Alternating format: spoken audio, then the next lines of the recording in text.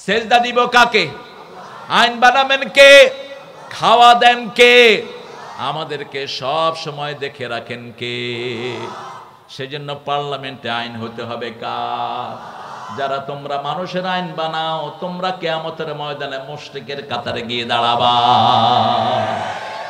আল্লাহ আইন দিয়েছেন, কোন আইন আল্লাহ দেননি বলেন তো? আপনি বাথরুমে গিয়ে কোন পা আগে দিবেন সেটাও আমার ইসলামে আছে না নাই? কোন হাত দিয়ে খাবেন আছে না নাই? ইসলামের মতো এত ব্যাপক কোন ধর্ম আছে বলেন? রাসূল সাল্লাল্লাহু আলাইহি ওয়াসাল্লাম বলছেন, আমার বান্দা আমার উম্মতদেরকে আমি এমন কিছু নাই যেটা আমি শিখাই নাই। জন্ম থেকে মৃত্যু পর্যন্ত একটা ধর্মই আছে, সেটার নাম ইসলাম। ইসলাম ইসলাম। শিশু দুনিয়াতে আসার পরে কোন ধর্মে কোনো কিছুই নাই, কিন্তু আমার নবী আলাইহিস সালাম বলছেন, শিশু আসার পরেই তার কানে আজান দিয়ে দাও। কি সুন্দর! বাপ যদি আজান দেয় সবচেয়ে বেশি কবুল হবে। আমরা কিন্তু বাপকে দিয়ে দেই না, আমরা হুজুর ডেকে নিয়ে আসি। ঠিক আছে, হুজুরদেরকে একটু হাদিয়া দিয়েন। হুজুরদের তো হাদিয়া খুব কমে গেছে আপনাদের। হুজুরদেরকে হাদিয়া দিয়ে অসুবিধা নাই, কিন্তু আজানের মেইন হকদার কে? কে দিবে? বাবা দিবে। এরপর রাসূল বলছেন, হাতের মধ্যে একটু মধু নাও, মধু নিয়ে তার জিহ্বায় লাগিয়ে দাও, অথবা খেজুর চাবে, খেজুরের রস তার জিহ্বায় দাও। তাহনিক, কণ্ঠটা সুন্দর হবে, মিষ্টি হবে কণ্ঠ। 3 নাম্বার বললেন সুন্দর একটা নাম রাখো। 4 নাম্বার বললেন আকিকা দাও। 5 নাম্বার বললেন মাথার চুলগুলো কেটে যদি তুমি পয়সা আলা হও, তাহলে সেটার ওজনে স্বর্ণ রৌপ্য গরিবকে দিয়ে দাও। 5টা কাজ। কয়টা? 5টা কাজ। দুনিয়াতে আসার সাথে সাথেই বাচ্চার কানে শুনিয়ে দাও, আল্লাহু আকবার, আল্লাহু আকবার, আল্লাহ ছাড়া কারো আইন চলবে না। ঠিক কিনা? একজনই সবচেয়ে বড়, তিনি কে? তিনার চেয়ে বড় আর কেউ? আল্লাহ বলছেন, ইন্নাল্লাহ, নিশ্চয়ই আল্লাহ, নিশ্চয়ই আল্লাহ। আল্লাহর নাম কি? কি নাম? আল্লাহর নাম আল্লাহ। ভগবান নয়, ঈশ্বর নয়, গড নয়। পৃথিবীর যতগুলো কিতাব আছে সবগুলোতে আল্লাহর নাম আল্লাহই এসেছে। হিন্দু ভাইদের 12টা 7টা কিতাবে আল্লাহর নাম আল্লাহই এসেছে। বাইবেলের ভিতরে আল্লাহর নাম আল্লাহই এসেছে। আল্লাহ নিজের নাম আল্লাহ রেখেছেন। আল্লাহ বলছেন, আমাকে চিনো নাকি? আল্লাহু লা ইলাহা ইল্লা হুয়াল হাইয়ুল কাইয়্যুম। সূরা বাকারার 255 নম্বর আয়াতে এই কথা বলছেন। আর সূরা হাশরের শেষের দিকে গিয়ে বলছেন, হুয়াল্লাহুল্লাযী লা ইলাহা ইল্লা হু আলিমুল গায়বি ওয়াশ শাহাদাতি হুয়ার রহমানুর রহিম। আল্লাহু আকবার। আল্লাহু লা ইলাহা ইল্লা হুয়াল হাইয়ুল কাইয়্যুম। এটা বলেছেন সূরা বাকারায়। আবার সূরা আলে ইমরানের শুরুতে বলেছেন, আল্লাহু আলিফ লাম মিম নাযালাল কিতাব হুয়াল হাইয়ুল কাইয়্যুম। সেখানেও কাইয়্যুম ব্যবহার করেছেন। কাইয়্যুম মানে চিরস্থায়ী, হাই মানে যিনি সবসময় জেগে থাকেন, চির জাগরুক। লা তাখুযুহু সিনাতু, তার তন্দ্রাও নাই, নিদ্রাও নাই। তাহলে মানুষ কখনো আল্লাহর সিফত অর্জন করতে পারে? আমাদের তন্দ্রা আছে না নাই? কথা কন না কেন? আমাদের পীর সাহেবদের তন্দ্রা আছে না নাই? আমাদের পীর সাহেবদের নিদ্রা আছে না নাই? তো এদের কাছে গিয়ে চান কেন? এদেরকে অনেকে ওলি আল্লাহর জায়গায়, এমন জায়গায় রেখেছে যে সব কিছু তাদের কাছে চায়। বাচ্চা চাইবে, এটা চাইবে, সেটা চাইবে। আবার গাউসুল আজম বলে, খবরদার, গাউস একমাত্র কার নাম? আল্লাহর নাম। এটা যেন কোনো মানুষের জন্য বরাদ্দ না হয়। গায়েব জানেন কে? ওয়াল্লাহুল্লাযী লা ইলাহা ইল্লাহু, তিনি ছাড়া আর কোনো ইলাহ নাই। ইলাহ মানে হলো 4টা গুণের মালিক। কয়টা? পৃথিবীতে এত বরকত আল্লাহ দান করেন যে এলাকার লোক যত শুকরগুজার, সে এলাকার বরকত তত বেশি। আমি দেখি সিরাজগঞ্জের বরকত অনেক বেশি। নদীতে ঘর ভেঙে নিয়ে গেছে, যমুনায় ঘর ভেঙে নিয়ে গেছে। যমুনার পাড়েই এক মুরব্বী ভাঙা একটা ঘরের ভিতরে বাচ্চাদেরকে কোরআন পড়াচ্ছেন। আমি পাশ দিয়ে যাচ্ছিলাম, আজ থেকে প্রায় অনেক বছর আগে। তো আমি দাঁড়ালাম, দাঁড়িয়ে বললাম, বাবা আপনি কি করছেন? বলছে, বাবা কোরআন পড়াচ্ছি। বললাম, ঘর কোথায়? কয়, ঘর যমুনায় নিয়ে গেছে। হ্যালো, তো যমুনায় নিয়ে গেছে, আপনি কোরআন পড়াচ্ছেন, কয় নিচে যে আল্লাহ দিবেও সে আল্লাহ। সুবহানাল্লাহ বলতে ইচ্ছা করে না, আমার চোখে পানি চলে আসছে। আমি এরকম ফকিরকে আল্লাহ কখনো ফিরাবেন না। সুবহানাল্লাহ বলতে ইচ্ছা করে না। আহা, যতবার সুবহানাল্লাহ পড়বেন জান্নাতে একটা গাছ হয়ে যাবে। একটা গাছের থেকে 70 রকমের ফল আসবে, এক একটা ফলে 70 রকমের মজা হবে। আরো আসতে সুবহানাল্লাহ। সুবহানাল্লাহ যখনই বলেন খুশি হন কে? আবার আল্লাহর হাবিব বলছেন আলহামদুলিল্লাহ, সুবহানাল্লাহ, এগুলো আকাশ জমিন ভর্তি করে কিয়ামতের ময়দানে সওয়াব দিয়ে দিবে। সে আল্লাহ রাব্বুল আলামিন নিজের পরিচয় দিচ্ছেন, আমি আলিমুল গায়ব, সব গায়েবের মালিক আমি সব সাক্ষী, সব কিছু আমি দেখি। ঠিক না ঠিক? এমন কোন কাজ নাই যেটা তিনি দেখেন না। সেই আল্লাহ রাব্বুল আলামিন বলছেন ইন্নাল্লাহা, নিশ্চয়ই আল্লাহ, ইশতারা, ক্রয় করে নিয়েছেন, মিনাল মুমিনিনা, মুমিনদের থেকে, আনফুসাহুম, তাদের জান, ও আমওয়ালাহুম, তাদের মাল, বিআন্না লাহুমুল জান্নাহ, জান্নাতের বিনিময়ে। মুমিন ছাড়া কারো সাথে আল্লাহ ডিল করতে চান না। এখন মুমিন কারা? আমরা মনে করি মসজিদে গেলেই মুমিন। আল্লাহ বলছেন না, ওয়ামান আরাদাল আখিরাহ ওয়া সাআলাহা সাইয়াহা ওয়া হুয়া মুমিন, যে আখিরাত চায়, আখিরাতের জন্য চেষ্টা করে, তার নাম আল্লাহর খাতায় মুমিন হয়ে যায়। শুনো মুমিন মুসলমানো, করি আমি নিবেদন, এ দুনিয়া পানা হবে জেনে জানো না। কার কথা? আল্লাহর কথা। লিখেছেন কোন কবি? হ্যাঁ, আমাদের জাতীয় কবি। কি নাম? নজরুল। আল্লাহ এই হাতগুলো কবুল করেন। আর যারা পড়েন নাই, আজকে থেকে নিয়ত করব আর ছাড়বো না। রাজি আছি? রাজি আছি? আজকে এখান থেকে গিয়ে আগে এসা পড়বেন। কয় রাকাত জানি? কয় রাকাত? আপনি সুন্নত টুন্নত পড়েন না, আগে শুধু ফরজগুলো পড়েন। অভ্যাস হোক আপনার। আগে কি পড়েন? ফরজ পড়েন। ফরজ পড়লে আস্তে আস্তে এমনি সুন্নতের মোহাব্বত হয়ে যাবে। রাসূল সাল্লাল্লাহু আলাইহি ওয়াসাল্লামের কাছে একজন সাহাবী আসলেন, এসে বলেন, ইয়া রাসূলুল্লাহ, আমি বেহেশতে যেতে চাই। আপনারা বেহেশতে যেতে চান না? বেহেশত আল্লাহ দিতে চান, আমাদের নিতে বাকি। রাসূল সাল্লাল্লাহু আলাইহি ওয়াসাল্লাম বলছেন, তুমি পড়ো লা ইলাহা ইল্লাল্লাহু মুহাম্মাদুর রাসূলুল্লাহ সাল্লাল্লাহু। এরপরে কি করবো ইয়া রাসূলুল্লাহ? 5 ওয়াক্ত নামাজ পড়বা। কয় ওয়াক্ত? 5 ওয়াক্ত। রাসূল সাল্লাল্লাহু আলাইহি ওয়াসাল্লাম বললেন, ফজর 2 রাকাত, ফরজ কয় রাকাত? 2 রাকাত, যোহর 4 রাকাত, আসর 4 রাকাত, মাগরিব, এশা। তুমি এগুলো পড়ো। আর যদি সময় পাও, ভালো লাগে, আরো 12 রাকাত পড়ো। ফজরে আরো 2 রাকাত যোগ করো, যোহরে 6 রাকাত যোগ করো, মাগরিবে 2 রাকাত, এশায় 2 রাকাত। এই 12 রাকাত সুন্নত যদি পড়তে পারো, তোমাকে আল্লাহ জান্নাতে একটা প্রাসাদ বানায়া দিবে। তোমাকে আল্লাহ আমার সাথে জান্নাত দিবে। 2টি বর্ণনায় এসেছে হাদিসে। এই সুযোগ কে না ছাড়ে? আপনাদের যাদের নামাজ পড়েনি না, আমি গতকাল যাচ্ছিলাম এই রংপুর থেকে ঢাকায়, বগুড়াতে একটা হোটেলে আমি নাস্তা করেছি। ওই হোটেলের একটা মেসিয়ার, ও আমার আলোচনা শুনে, ওর আম্মার সাথে দেখা। আম্মা ওই হোটেলে চাকরি করে, ঝিয়ের কাজ করে, ধোয়াপালির কাজ করে। তোর আম্মা বলছে, বাবা আপনাকে পছন্দ করে, কিন্তু এই নামাজ পড়ে না। আমি বললাম, বাবা তুমি আমাকে ভালোবাসো? বলছে, হুজুর বাসি। নামাজ পড়ো? কো হুজুর আমি নামাজ জানি না। আমি তুই শুধু ইমামের পিছনে গিয়ে উঠবস করবা, আল্লাহ তোমার নামাজ কবুল করে নেবে। আর মসজিদে গেলেই 3টা সূরা আল্লাহ উপহার দেন। কয়টা?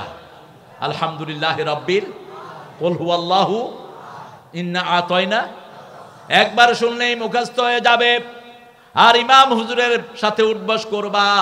আর নামাজের সালাম ফিরানোর পরে ইমাম হুজুরকে বলবা, হুজুর আমাকে 5 ওয়াক্ত নামাজ শিখায়া দেন।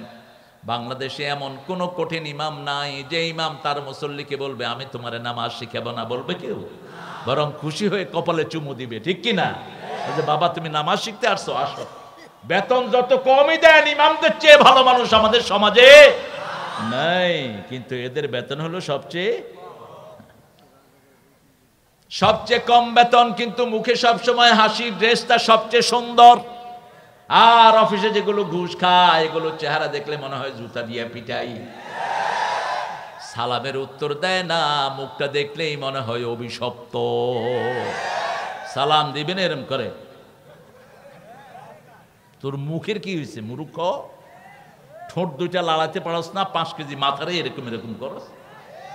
আর ওর ঠোঁট লাড়ানো আল্লাহ বন্ধ করে দিয়েছেন, ওর থেকে দোয়ার কথা আসবে না, ও তো হারামখোর। এই হারামখোররাই বাংলাদেশকে ধ্বংস করেছে। 3 টাকার চাকরি করে, কোটি কোটি টাকার সম্পদ তার আছে না নাই? তবে আফসোসের বিষয় হলো এটা হারাম আছে যেখানে আরাম নাই, হালাল আছে যেখানে শান্তি আছে। আহ কি শান্তি!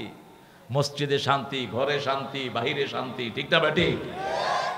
রাসূল সাল্লাল্লাহু আলাইহি সাল্লাম তারপরে বললেন, শুনো, রমজান মাস যখন আসবে রোজা রাখবা, তারপরে যদি তোমার কাছে রাস্তার পয়সা থাকে হজে যাবা, আর যদি পয়সা থাকে হিসাব করে যাকাত দিবা। সাহাবী বললেন, ইয়া রাসূলুল্লাহ এতটুকুই? বলছে হ্যাঁ। বলছে আমি কিছু বাড়াবো না, কিছু কমাবো না। রাসূল সাল্লাল্লাহু আলাইহি সাল্লাম বললেন, যখন তিনি উঠে গেলেন, কেউ যদি জান্নাতি লোক দেখে খুশি হতে চাও, এই লোকটার দিকে তাকাও। এই লোকটা জান্নাতি। এই লোকটা কি জান্নাতি? 5 ওয়াক্ত নামাজ পড়বো তো। যারা রাতে এসা পড়ে শোয় না, ওরা কাফের অবস্থায় ঘুমায়। আর আমার নবী সাল্লাল্লাহু আলাইহি সাল্লাম বলছেন, যদি তুমি আশা ইমাম হুজুরের সাথে জামাতে পড়তে পারো, অর্ধেক রাত পর্যন্ত তোমার নামাজের ভিতরে সওয়াব লেখা হতে থাকবে। তুমি ঘুমাবা, কিন্তু আল্লাহর ফেরেশতারা লিখবে তুমি নামাজই পড়ছো। আল্লাহু আকবার। এরপরে যদি ফজর জামাত ইমামের সাথে পড়তে পারো, সারা রাত তোমার নামাজের ভিতরে শামিল হয়ে যাবে। আবার ফজর পড়লা, ফজর থেকে জোহর পর্যন্ত, ফজর যখন পড়লা, জোহর যখন ইমাম সাহেবের সাথে পড়বা, মধ্যখানের এই সময়টাও তোমার নামাজের ভিতরে শামিল হয়ে যাবে। আবার জোহর পড়বা, আসর যদি ইমামের পিছনে পড়ো, তাহলে 24 ঘন্টায় তোমার নামাজ হয়ে যাবে। সুবহানাল্লাহ। বেশি জোরে হলো না? আরো চিৎকার করে বলেন সুবহানাল্লাহ। রাসূল সাল্লাল্লাহু আলাইহি সাল্লাম বলছেন, তোমাদের কারো বাড়ির সামনে দিয়ে যদি নদী যায়, আর যদি 5 বার গোসল করো, শরীরে কোনো ময়লা থাকবে? সাহাবায়ে কেরাম বললেন, না, থাকবে না। নামাজ হলো এরকম সালাত, যারা 5 ওয়াক্ত পড়বে তাদের সব ময়লা আবর্জনা আল্লাহ দূর করে দিবেন। ওযু যারা করে তাদের প্রত্যেকটি অঙ্গ থেকে গুনাহ ঝরিয়ে দেন কে? আল্লাহ গুনাহ ঝরিয়ে দেন। সেজন্য আল্লাহ বলছেন, যারা 5 ওয়াক্ত মসজিদে যায়, ফাস্তাশহাদু বিল ঈমান, ও নবী আপনি তাদেরকে মুমিনের সার্টিফিকেট দিয়ে দেন। হাদিসের কথাগুলো আল্লাহর কথা বলেছেন মুহাম্মদ সাল্লাল্লাহু। আমাদের দেশে কিছু মুরুক্ষের জন্ম হয় বিভিন্ন সময়, কয় আহলে কোরআন। আমরা শুধু কোরআন মানি। কেউ যদি বলে শুধু কোরআন মানি, হাদিস মানি না, ও একেবারে পিওর কাফের। কারণ হাদিস ছাড়া কোরআন মানা কখনোই সম্ভব নয়। হাদিস কি রাসূলের নিজের কথা? একটাও নিজের কথা না, এটাও হইয়ে গায়রে মাতলু, এটাও আল্লাহরই কথা, কিন্তু তেলাওয়াত করেছেন, শব্দ দিয়েছেন মুহাম্মদ সাল্লাল্লাহু।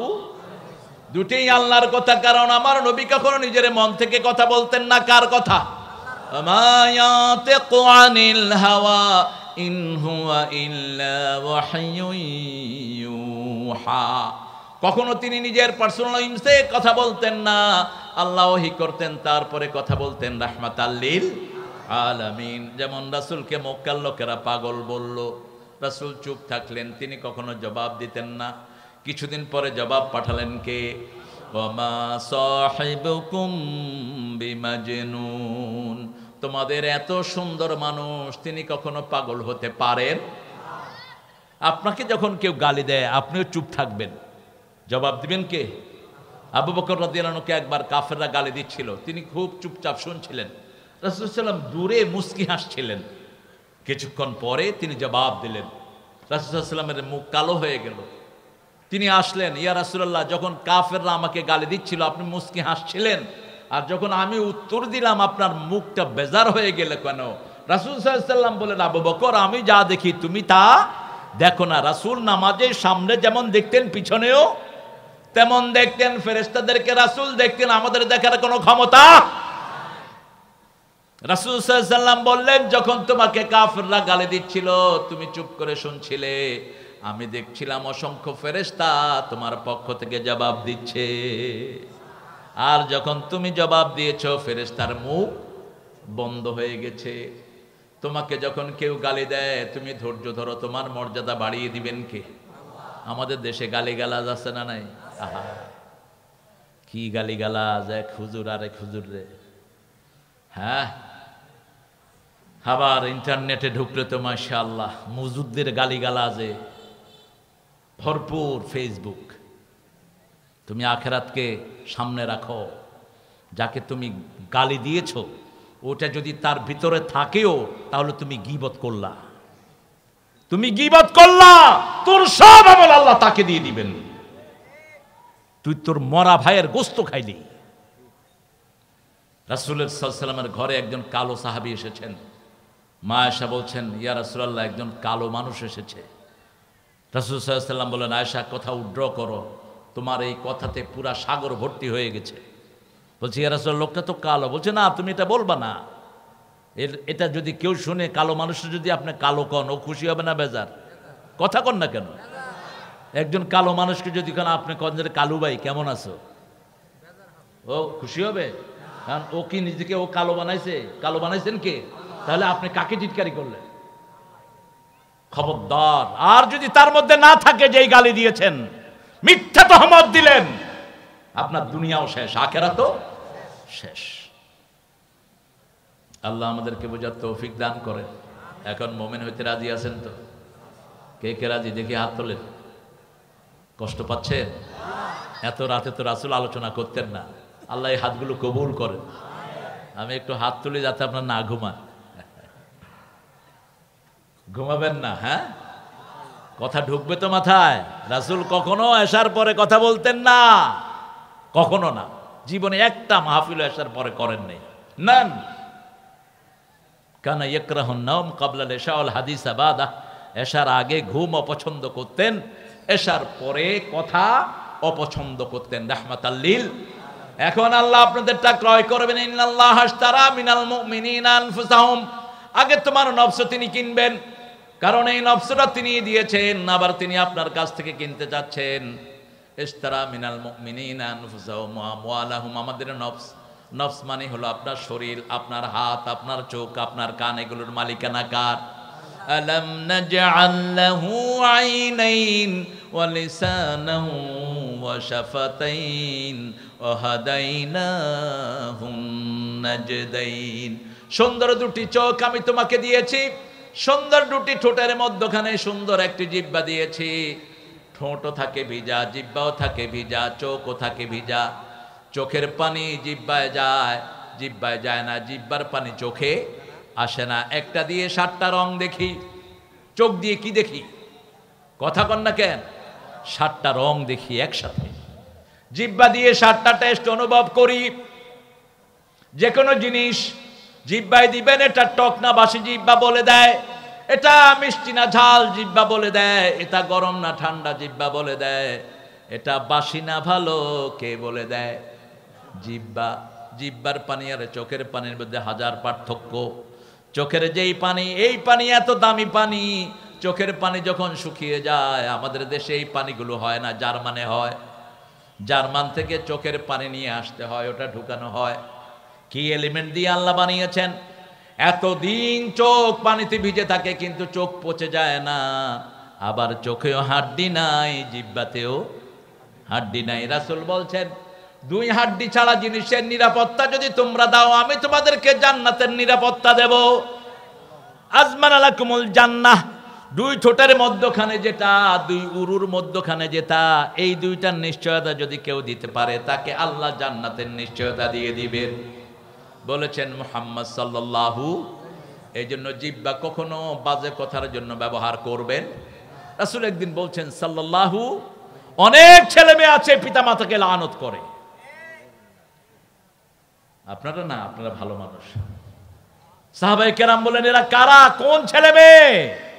বলছে অন্যের পিতামাতাকে গালি দেয়। সেই গালি এসে নিজের পিতামাতার উপরে পড়ে। আপনাদের অবশ্য সিরাজগঞ্জে গালিগালাজ নাই, হ্যাঁ? বেশি না কম? বোরে গালিগালাজ করেন?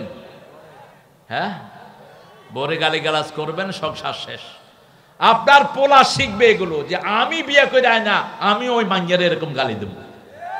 আর যেই মেয়েটা গালি খেলো ওর মনটা ছোট হয়ে যায়, ঠিক না বা ঠিক? ও যদি আপনার মেয়ে হয় তার মন ছোট হয়ে যাবে, কেন মেয়ে হিসেবে জন্ম নিলাম, কেন জন্ম নিলাম? মেয়ে হিসাবে গালিগালাজ খেতে হবে, মায়ের খেতে হবে। বিবির গায়ে হাত তুলে এরকম বেয়াদব বাজে লোক বাংলাদেশে আছে না নাই? সিরাজগঞ্জে আছে না নাই? চেয়ারম্যান সাহেবকে দায়িত্ব দেব, যে বউ পিটায় তাকে পিটায় আত্মরা করে জেলখানায় পাঠিয়ে দাও। পিটানোর দায়িত্ব দিছে কে তোকে? কোথায় পেয়েছিস? মা আয়েশা সিদ্দিকা সহ রাসূলের 11 জন বিবি ছিল। কয়জন? 11 জন বিবি বলছেন কোনদিন আমাদেরকে চোখ রাঙিয়ে কথাও বলেন নাই, কথাও বলেন নাই। একবার 11 বিবি বিভিন্ন দাবি দাওয়া দিল, রাসূল সাল্লাল্লাহু আলাইহি সাল্লাম দাবি দেওয়ার উত্তর না দিয়ে মসজিদে নববীতে 29 দিন থাকলেন, কথা বললেন না। কারণ আমার আল্লাহ রাব্বুল আলামিন সূরা নিসার ভিতরে বলছেন, আশিরুহুন্না বিল মারুফ, সাংসারিক জীবনে সর্বশ্রেষ্ঠ কথা বিবির সাথে বলবা, বিবিকে সুন্দর নামে ডাকবা, বিবিকে সবচেয়ে বেশি আদর দিবা। বিবির সাথে খেলাধুলা করতেন রাহমাতাল লিল, মরুভূমিতে দৌড় দিতেন মা আয়েশাকে নিয়ে রাহমাতাল লিল। আবার মা আয়েশা কুস্তি দেখতেন, এটার ব্যবস্থা করে দিতেন রাহমাতাল লিল আলামিন। ছোট্ট ছোট্ট বাচ্চারা পুতুল নিয়ে খেলে, আমার মা আয়েশাও পুতুল নিয়ে খেলতেন। তবে আমাদের পুতুলগুলোর সাথে ওই পুতুলের কোনো মিল। তিনার পুতুলগুলো ছিল কাপড়ের পুতুল, মুখটুক দেখা যেত না। তিনি একবার একটা ঘোড়া বানালেন, একটা ঘোড়া মা ফাতেমা বানালেন, ফাতেমা বানিয়ে মা আয়েশা বানালেন, ওটার ঘোড়ার ডানা দিলেন, কাপড় দিয়ে ডানা দিয়েছেন, মুখ বোঝা যায় না। তো ওই যে বেড়ার রেলিং থাকে না, এটা কি বলেন আপনারা? বেড়ার উপরে জিনিস রাখি না আমরা অনেক সময়, ওখানে রেখেছেন। হ্যাঁ, কি সিলিং? এই তো, বাংলা জানে না, ইংরেজি জানে সবাই। ভালো ছেলে পেলে তো বিশাল শিক্ষিত। ইউনিভার্সিটি চিনে, বিশ্ববিদ্যালয় চিনে না। রিক্সাওয়ালারে কয় বিশ্ববিদ্যালয়ে যাইবা, কয় না চিনি না। চিন্তা করলো কিরে বিশ্ববিদ্যালয় এত কাছে, এগুলো বিশ্ববিদ্যালয় চিনে না। কয় ছেলে ইউনিভার্সিটিতে যাবেন, কয় ইংরেজি কন কেন, বাংলা কইতে পারেন না? মানে ইউনিভার্সিটি হলো বাংলা আর বিশ্ববিদ্যালয় হলো ওর কাছে ইংরেজি। যেমন আমরা যদি চেয়ারের বাংলা কই, কেউ চিনবে? চেয়ারের বাংলা কি? কেদারা। যদি কয় কেদারা ম্যান, কেদারা মানুষ, কইব কে না কে আছে। আর যদি কেন চেয়ারম্যান, তাহলে আমার প্রামাণিক ভাই। এটার বাংলা কি? কেদারা মানুষ। তো কেদারা মানুষ করলে মানুষ পুষতো না, কি এর কেদারা মানুষ খেদা এটারে। কিন্তু যখনই চেয়ারম্যান, যদি কোন যে আপনার মাথায় বসার জায়গা আছে কিচ্ছু বলবে না, আর যদি কোন সিট আছে, কি বলেন, কিলে কিলে হবে কি না? বিশাল কিলে কিলে। মা আয়েশা সিদ্দিকা রাদিয়াল্লাহু আনহা বিয়ে হয়েছে কয় বছরে? 9 বছরে রাসূলের ঘরে এসেছেন। আগ হয়েছে 6 বছরে, মুসলিম শরীফের বর্ণনা। এখন মেডিকেল সায়েন্স বলছে 9 বছরে মেয়ে বালেগা হয়। আপনার 9 বছরের মেয়েকে পর্দা ছাড়া বাহিরে বের করবেন না। আপনার 9 বছরের মেয়েকে হাফ প্যান্ট পরায়া কোথাও পাঠাবেন না। আপনার 9 বছরের মেয়েকে বোরকা ছাড়া বাহিরে দিবেন না, লম্বা ড্রেস ছাড়া পরাবেন না। কি হয়েছে? চা সবাই দাও, আরে দাও ফালা, লোকেরা খাবে তো। আমাদের কিছু হুজুর আছে ভালোই চা খায়, আমার খাওয়া টাওয়া লাগে না খুব একটা। একটু অনুমতি দিয়েন আপনারা সুযোগ মতো। হ্যাঁ, খাবো, চোখ দিবেন না তো আবার। আল্লাহ কবুল করুক। কত বিনয়ী রাসূল, কিন্তু সমাবেশে খেলে সবাইকে দিয়ে খেতেন, আর নইলে খেতেন না। যেমন আসরের নামাজ পড়লেন আবু হুরায়রা রাদিয়াল্লাহু আনহু, তিনি বলছেন আমার ক্ষুধায় পেট অস্থির হয়ে যাচ্ছে, আমি খুব কাতরাচ্ছি ক্ষুধায়। আমি আবু বকর রাদিয়াল্লাহু আনহুকে সালাম দিলাম, উনি সালামটা নিয়ে চলে গেছে। ওমর ফারুককে সালাম দিলাম, সালাম নিয়ে চলে গেছেন। রাসূল সাল্লাল্লাহু আলাইহি ওয়াসাল্লাম আগেই আমাকে সালাম দিয়ে দিলেন, আর বললেন আবু হুরায়রা মনে হয় কিছুই খাও নেই, নামাজের পরে আমার সাথে দেখা করো। আবু হুরায়রা রাদিয়াল্লাহু আনহু বলছেন, নামাজ পড়ে আমি রাসূল সাল্লাল্লাহু আলাইহি ওয়াসাল্লামের ঘরে গেলাম। রাসূল সাল্লাল্লাহু আলাইহি ওয়াসাল্লাম বললেন, ও আয়েশা, ঘরে কি আছে? অর্ধেক গ্লাস দুধ। এবার আবু হুরায়রাকে রাসূল সাল্লাল্লাহু আলাইহি ওয়াসাল্লাম বললেন, মসজিদে নববীতে যত না খাওয়া মানুষ আছে সবাইকে নিয়ে আসো। আবু হুরায়রা রাদিয়াল্লাহু আনহু বলছেন, আমার মনটা খারাপ, অর্ধেক গ্লাস দুধ আমি খাবো কি, মানুষকে দিব কি? কিন্তু রাসূল সাল্লাল্লাহু আলাইহি ওয়াসাল্লাম বলছেন, হুকুম অমান্য করার কোনো উপায়। আমি আসলাম, প্রথম আমাকে বললেন, ইশরিব ইয়া আবা হুরায়রা, আবু হুরায়রা তুমি পান করো। আমি পান করা শুরু করলাম। হাত্তা শাবিআত ফামি ইয়াদি বাতনি। খেতে খেতে আমার মনে হলো আমার পেট, আমার চোখ, আমার হাত পা সব যেন দুধে দুধে ভরে গেল। কিন্তু যেখানে দুধ সেখানেই। সবাইকে খাওয়ালেন, সবাইকে খাওয়ানোর পরে পান করলেন রাহমাতাল লিল আলামিন। ইসলাম আছে যেখানে বরকত আছে সেখানে, ইসলাম নাই যেখানে বরকত নাই সেখানে। মা আয়েশা সিদ্দিকা রাদিয়াল্লাহু আনহা 9 বছর বয়সে রাসূলের ঘরে বিবি হয়ে আসলেন।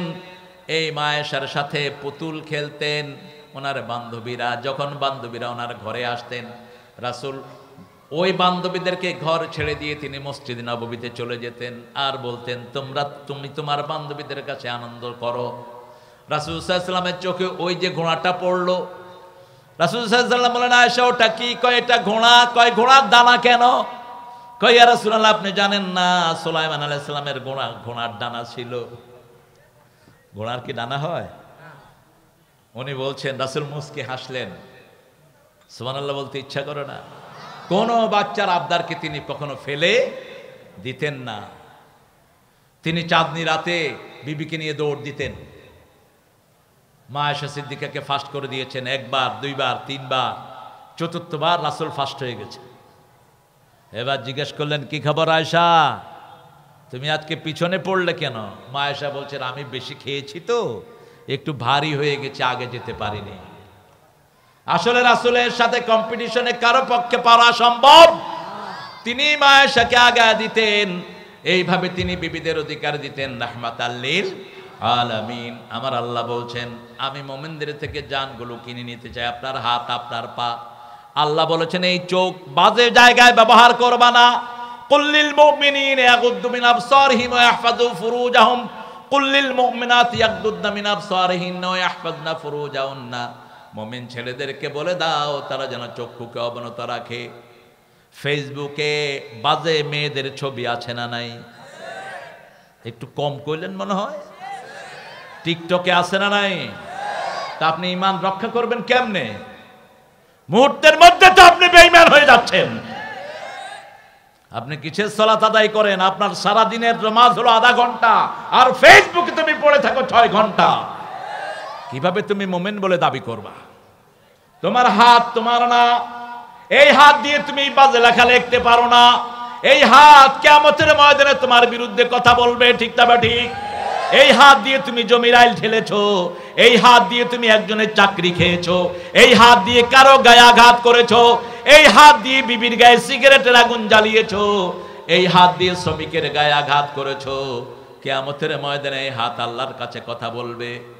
মুখকে আল্লাহ সিল মেরে দিবেন আর বলবেন, আলিয়াউমা নাখতিমু আলা আফওয়াহিহিম ওয়া তুকাল্লিমুনা আইদিহিম ওয়া তাশহাদু আরজুলুহুম বিমা Kanu ইয়াকসিবুন। Today I will seal upon your mouth, your hand will speak out, your 2 feet will be the witness for that. What have you done in your lifetime? আজকে আমি তোমার মুখে সিল মেরে দিলাম, মুখগুলো মিথ্যা কথা বলবে। কারণ আল্লাহর বিচারের সাথে দুনিয়ার বিচারের কোনো মিল আলাম ইয়াকুন লাহু কুফুয়ান আহাদ, কোনো কিছুরই মিল নাই। দুনিয়ার বিচারে জবান খোলে, ঠিক না বেটি? কথা বলতে না চাইলে থেরাপি দেওয়া হয়, আন্ডা খাওয়ায়, গরম পানির থেরাপি দেয়, শুধু ওয়াটার, শুধু মুখে দিয়ে পানি ভরে যাতে ভড় করে কথা বের হয়। আর আল্লাহ বলছেন, আমি মুখ বন্ধই করে দেব। সুবহানাল্লাহ বলতে ইচ্ছা। কোরআনের কথা বিশ্বাস হয়তো হয়তো আরো হবে, সামনে তো কিয়ামত আসতেছে, আরো হবে। মুখ বন্ধ করে দিবেন, হাতকে বলবে কি কি বেয়াদবি তোমাকে দিয়ে করেছে বলো।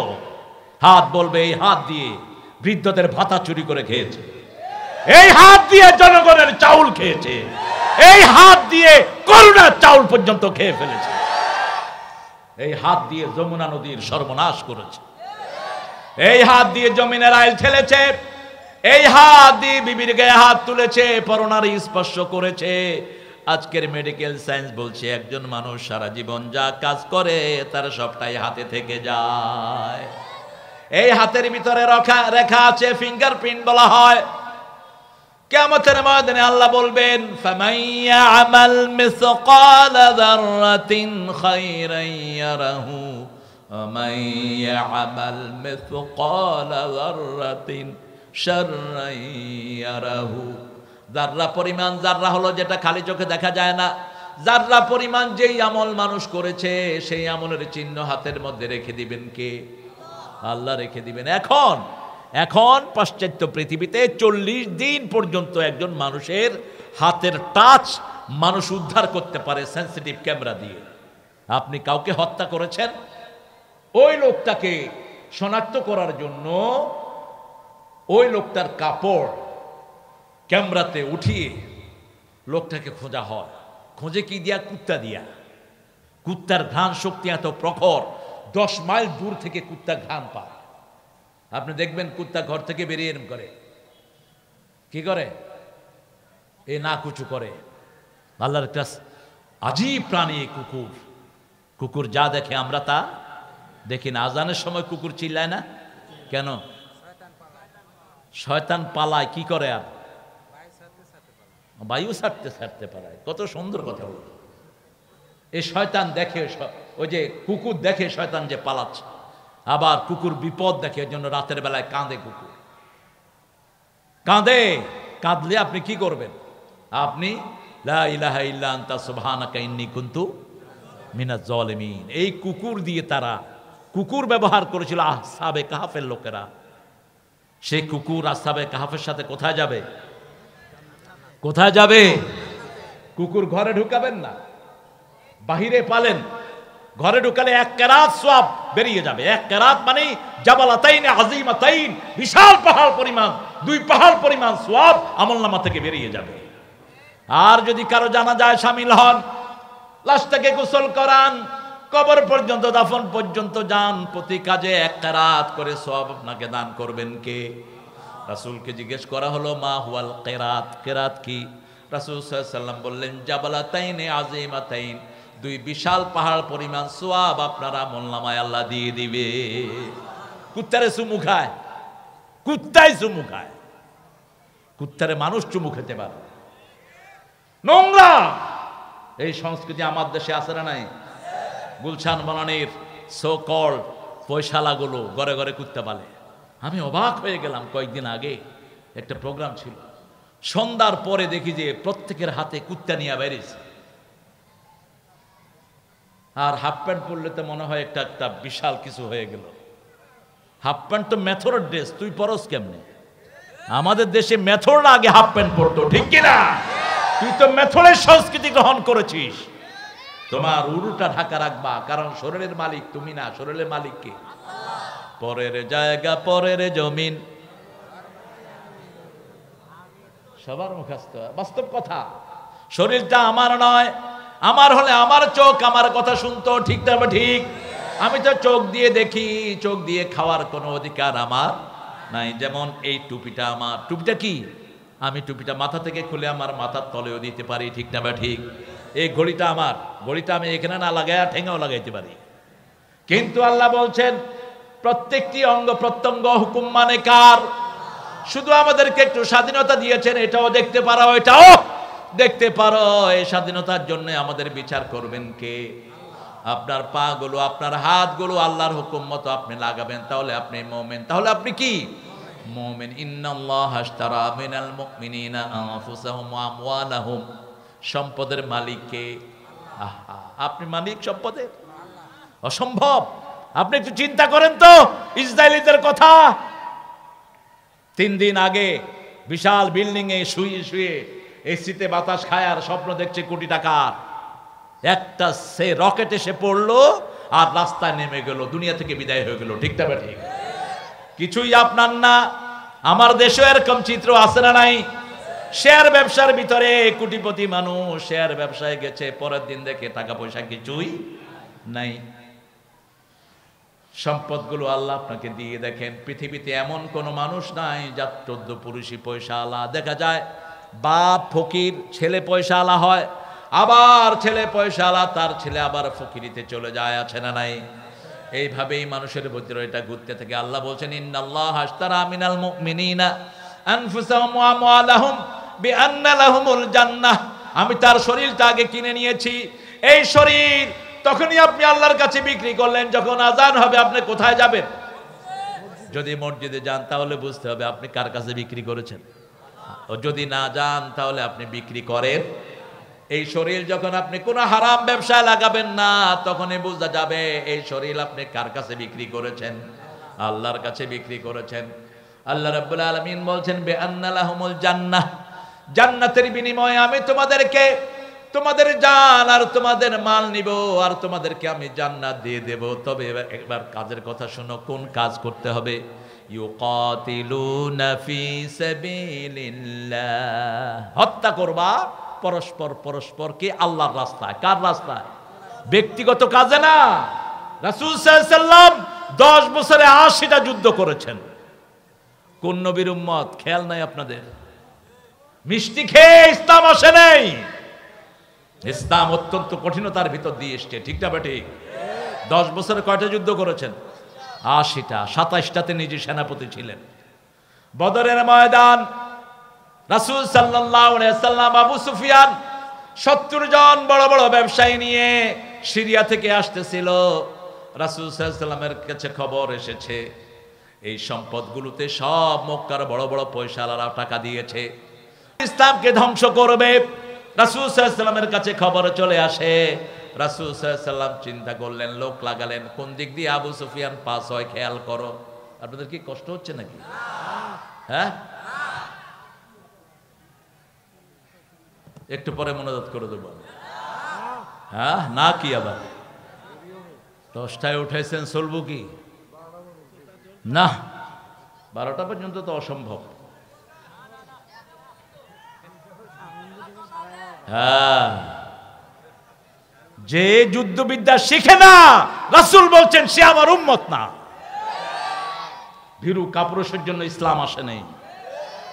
আমরা কখনো আগে আক্রমণ করতে জানি না, কিন্তু আমাদেরকে আক্রমণ করে কেউ পার পেতে পারবে না। রাসূল সাল্লাল্লাহু আলাইহি ওয়াসাল্লাম কখনো আগে আক্রমণ করেন নাই, ইভেন কি বদরও করেন নাই। দেখেন বদরটা হয়েছে কেমনে।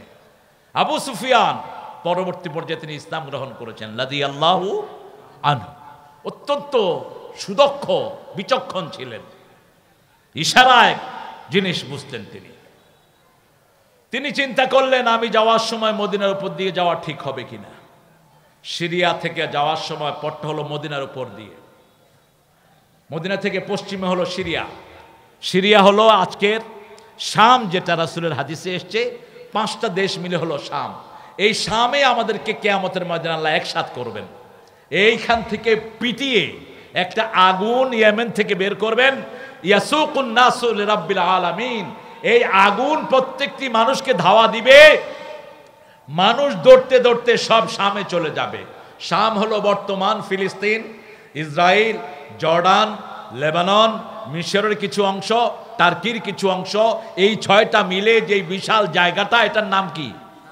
শাম। এটার নাম কি? শাম। রাসূল বললেন আল্লাহুম্মা বারিক ফি শাম ওয়া ইয়ামান। হে আল্লাহ, শামে তুমি বরকত দাও, ইয়ামানে বরকত দাও। সাহাবায়ে কেরাম বললেন ইয়া রাসূলুল্লাহ, নজদের খবর কি? নজদ বলে হাদিসে বলা হয়েছে ইরাককেও বোঝানো হয়, মক্কা মদিনাকেও বোঝানো হয়। ইরাকের একটা অংশকে বোঝানো হয়েছে নজদ। রাসূল এটার জন্য দোয়া করলেন না, তবে মদিনার জন্য আলাদা দোয়া করেছেন রাহমাতাল লিল আলামিন।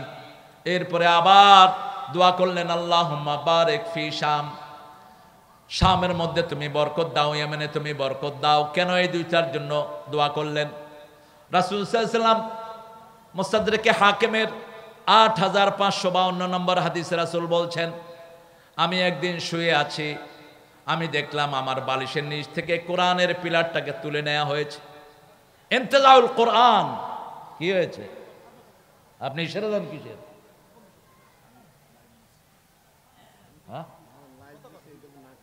ও, লাইভ বন্ধ করে দেন। ওনাকে বলেন মাহফিলে চলে আসতে। লাইভ তো এই যে লাইভগুলো চলতেছে। আমি আমেরিকা থেকে আসার পরে প্রথম আপনাদের সিরাজগঞ্জে আসছি। হ্যাঁ, এক রাতে বহু লাইভ দেখছে মানুষ। এক বেটা এক রাতের লাইভ দিয়ে বহুত পয়সার মালিক হয়ে গেছে। হ্যাঁ, সিরাজগঞ্জের মানুষ খুব মহব্বতের মানুষ। হটা কিন্তু খুব আপন কথা।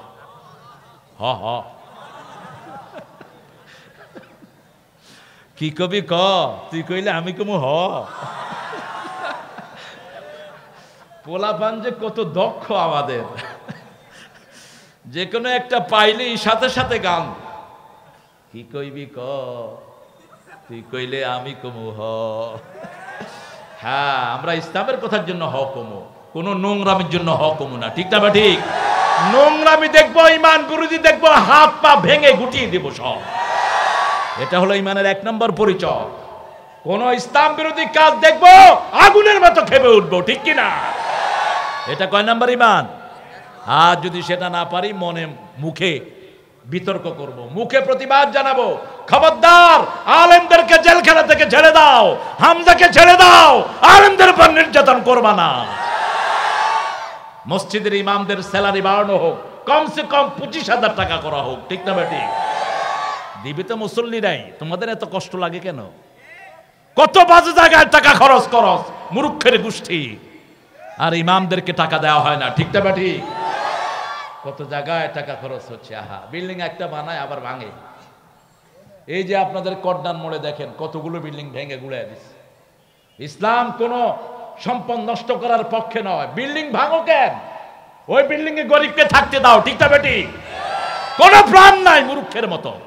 একবার বানায় আরেকবার ভাঙে। কোটি কোটি কোটি টাকা সরকারের না, জনগণের শেষ। কার টাকা এগুলো? টাকা কার? জনগণের টাকা, আমাদের টাকা। এই যে আপনার সিরাজগঞ্জ মোড় পার হয়ে যান না, ওই যে উল্লাপাড়ার ওখানে দেখেন নাই কতগুলো? হ্যাঁ, সিরাজগঞ্জ রোড কতগুলো বিল্ডিং ভাঙছে। কিসের প্ল্যান? কোন ঘোড়ার আড্ডার প্ল্যান করো? এই বিল্ডিং গুলি গরিবকে থাকতে দিতা, আশেপাশে বহু মানুষ, তাদের ঘর নাই। ঠিক না বেটি? ভাঙলি কেন? চায়নার এই বান্দরগুলো গিয়ে দেখবেন, একটা মেইন রোডের উপর রোড নিবে বিশাল 11 তলা বিল্ডিং পড়েছে। বিল্ডিং ভাঙে নেই, বিল্ডিং এর ভিতর দিয়ে ঢালাই করে বিল্ডিং এর ভিতর দিয়ে নিয়ে গেছে রোড। 2টা রুম নষ্ট হয়েছে। আর আমাদের দেশে পান্থ রোড বের করতে ওই যে কি একটা বিল্ডিং ছিল, 11 তলা বিল্ডিং দিয়ে ভাঙ্গা গুড়ায় দিচ্ছে। তো উন্নয়ন হবে কেমনে? একটা বিল্ডিং তো একদিনে বানানো যায় না। ঠিক না বেটি? রাসূল বলেছেন, সম্পদ নষ্ট করবা না, সময় নষ্ট করবা না। যেগুলো মানুষ ব্যবহার করতে পারে এগুলো কখনোই নষ্ট করবা না। সম্পদ জারি হোক। আপনি টাকা পেয়েছেন, নষ্ট করবেন না। আপনার জামা কাপড় আছে, নষ্ট করবেন না, গরিবকে দিয়ে দেন। আল্লাহ বুঝার তৌফিক দান করুন। আরো চিৎকার করে বলি আমিন। হত্যা করতে রাজি আছেন তো? ইসলামের জন্য, ফি সাবিলিল্লাহ। এই তো ছেলে বুঝেছে, আলহামদুলিল্লাহ বলে। কে বুঝেছে? আমার এই ছোট্ট আব্বুটা বুঝেছে। আলী রাদিয়াল্লাহু আনহু যুদ্ধ করছিলেন, কাফের বুকের উপর বসে গেল। কাফেরের বুকে বসলেন তিনি, গলায় ছুরি চালাবেন, মুখে থুতু মেরেছে। কে মেরেছে? কাফের। তিনি উঠে গেলেন। কাফের বলল, আজাবাল্লাকা ইয়া আলী, আলী তুমি এতক্ষণ আমাকে মারার জন্য চেষ্টা করছো, এখন বুকের উপর বসেছো, গলায় ছুরি চালাবা, উঠে গেল কেন? বলছে, যখন তুই আমার মুখে ছাপ দিয়েছিস তখন আমার ব্যক্তিগত জিদ এটার সাথে যোগ হয়েছে। ব্যক্তিগত জিদের কারণে কারো পশম ছেঁড়ার ক্ষমতা আমার নাই। আমি কাজ করছিলাম কার খুশির জন্য? আল্লাহর খুশির জন্য। ইউকাতিলুনা ফি সাবিলিল্লাহি ফায়াকতুলুনা ওয়া ইউকতালুন।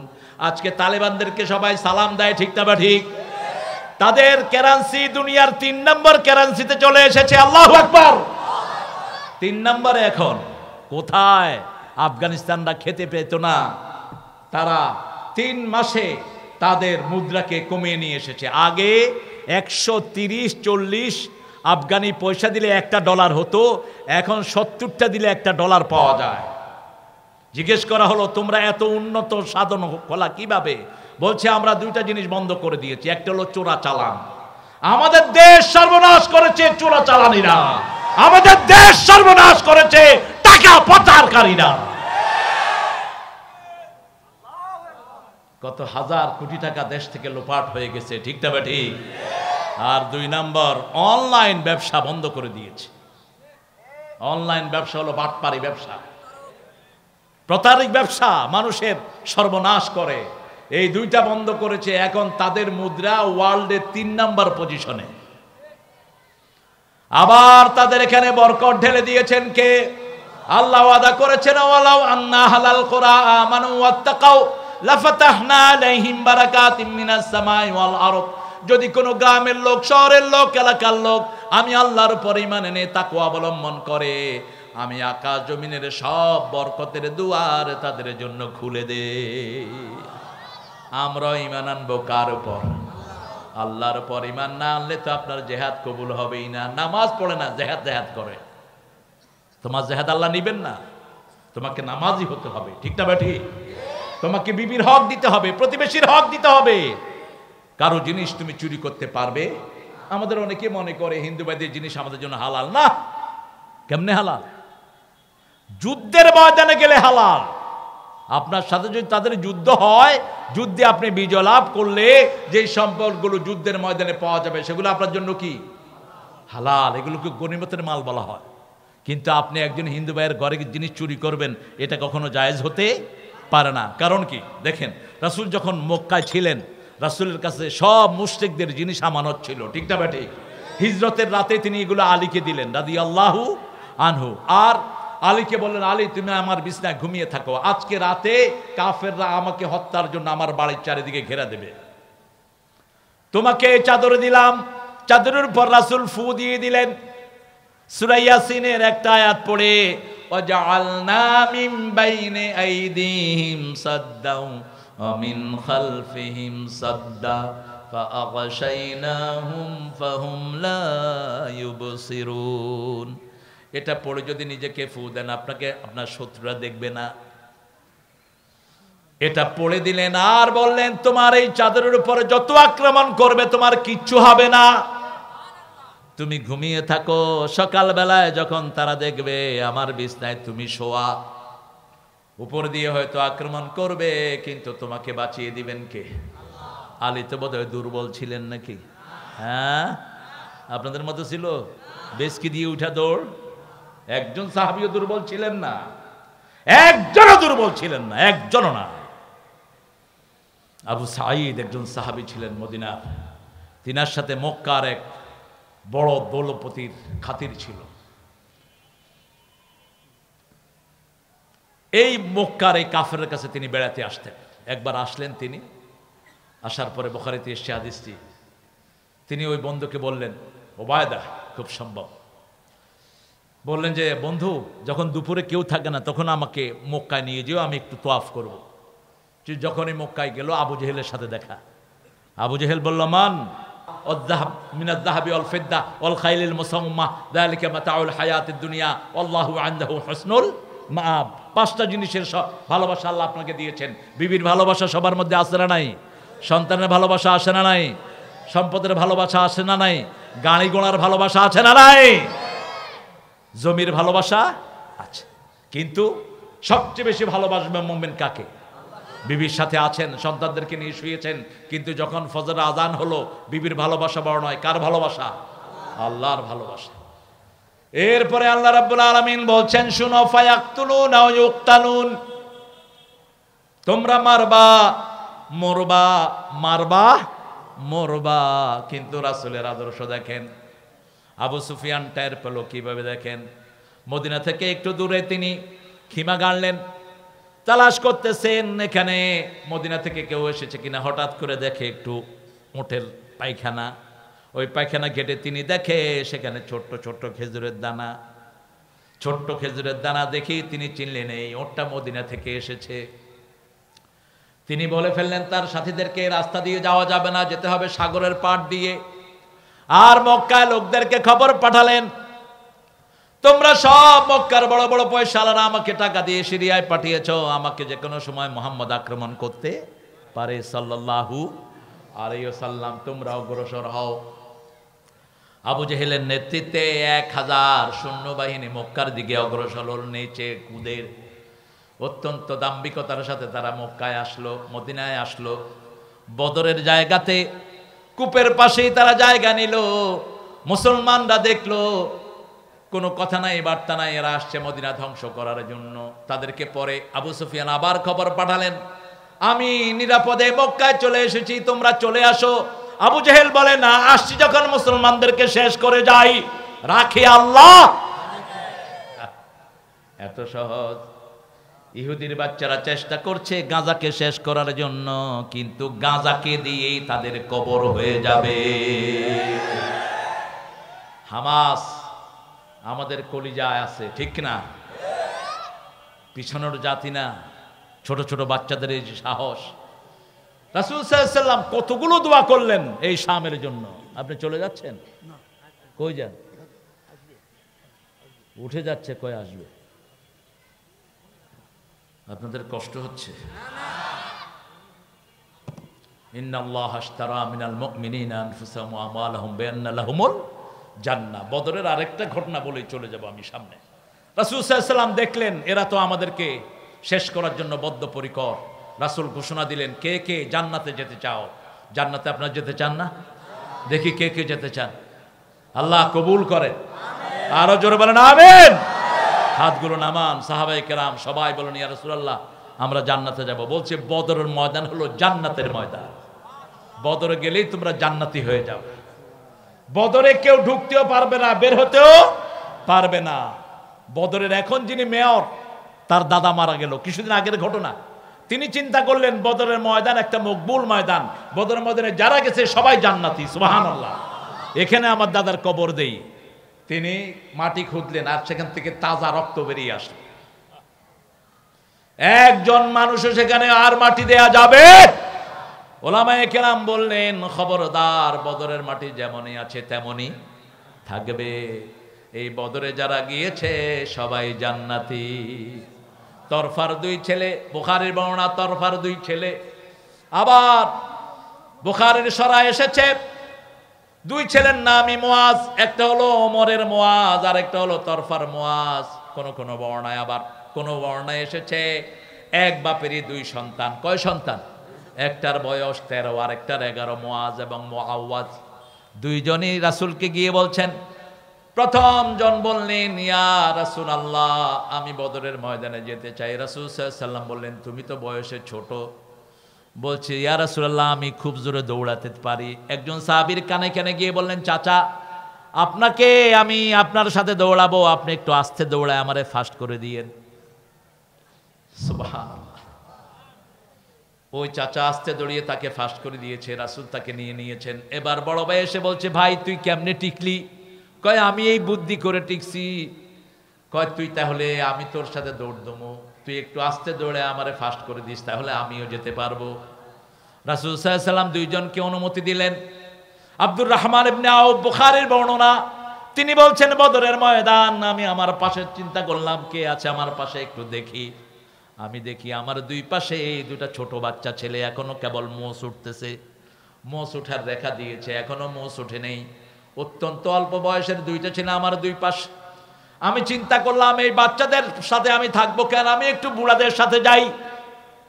সাথে সাথে এক ছেলে বলল, ইয়া আম্মি আম্মি আরানা আবু জেহেল, ও চাচা আবু জেহেলকে একটু দেখায়া দেন। তিনি বললেন, মা বিকাবে আবু জেহেল, তুই পিচ্চি ফেলে আবু জেহেলকে দিয়ে করবি কি? কই শুনেছি আমার নবীকে নাকি গালি দিয়েছে এই শয়তান, আমি তাকে শেষ করে দেব, আমি তাকে মারা পর্যন্ত তার শরীর থেকে আলাদা হব না। আবার পাশের ভাই বলল, চাচা আবু জেহেলকে চিনো, একটু আবু জেহেলকে দেখায়া দাও। একই কথা বললো, অর্থাৎ দুই ভাই পরিকল্পনা নিয়েছে। এই ভাই বলতেছে আমি মারবো, ওই ভাই বলতেছে আমি মারবো। আব্দুর রহমান ইবনে আওফ বলছেন আমি দেখিয়ে দিলাম, মুহূর্তের মধ্যে দুই ভাই গিয়ে আবু জেহেলকে আক্রমণ করলো। ধরাশায়ী হয়ে গেল আবু জেহেল, ঘোড়া থেকে নিচে নেমে গেল, ঘোড়ার পা কেটে দেয়া হলো। তরফার দুই ছেলে তাকে দুনিয়া থেকে বিদায় করে দিয়েছে। আরো আসতে কন্যা সুবহানাল্লাহ। 14 জন সাহাবী শহীদ হলেন, আর কাফেরদের 70 জন মারা গেল, 70 জন বন্দী হলো, 70 জন বন্দী হলো। আগের রাতে রাসূল সাল্লাল্লাহু আলাইহি ওয়াসাল্লাম বললেন এখানে মারা যাবে আবু জেহেল, এখানে উতবা, এখানে সায়বা, এখানে উবায়দা, চিহ্নিত করে দিলেন। পরের দিন সাহাবায়ে কেরাম গিয়ে দেখলেন রাসূল যেই যেই জায়গাগুলো দেখিয়ে দিয়েছেন ওই ওই জায়গাগুলোতে তারা দুনিয়া থেকে বিদায় হয়েছে। ফায়াকতুলুনা ইউকতালুন, এই হত্যাকে আল্লাহ কি চোখে দেখেন? আল্লাহ বলছেন সূরা সফ, ইন্নাল্লাহা ইউহিব্বুল্লাযীনা ইউকাতিলুনা ফি সাবিলিহি সাফফান কাআন্নাহুম বুনিয়ানুম মারসুস। আল্লাহ তাদেরকে সবচেয়ে বেশি ভালোবাসেন যারা আল্লাহর রাস্তায় আল্লাহর খুশির জন্য দলবদ্ধ হয়ে কেতাল করে, তাদেরকে সবচেয়ে বেশি ভালোবাসেন কে? আপনি বিক্ষিপ্তভাবে কাউকে হত্যা করতে পারবেন? আপনার মন চাইলে হত্যা করলেন, এটা না। কোরআনের দলের ভিতরে থেকে, একটা ইউনাইটেড গোষ্ঠীর ভিতরে থেকে যখন আপনার উপর দায়িত্ব আসবে তখন আপনি সেখানে যাবেন, ঠিক না ঠিক? ইন্ডিভিজুয়ালি না, প্রত্যেকে রাসূলের ছায়াতলে ছিলেন।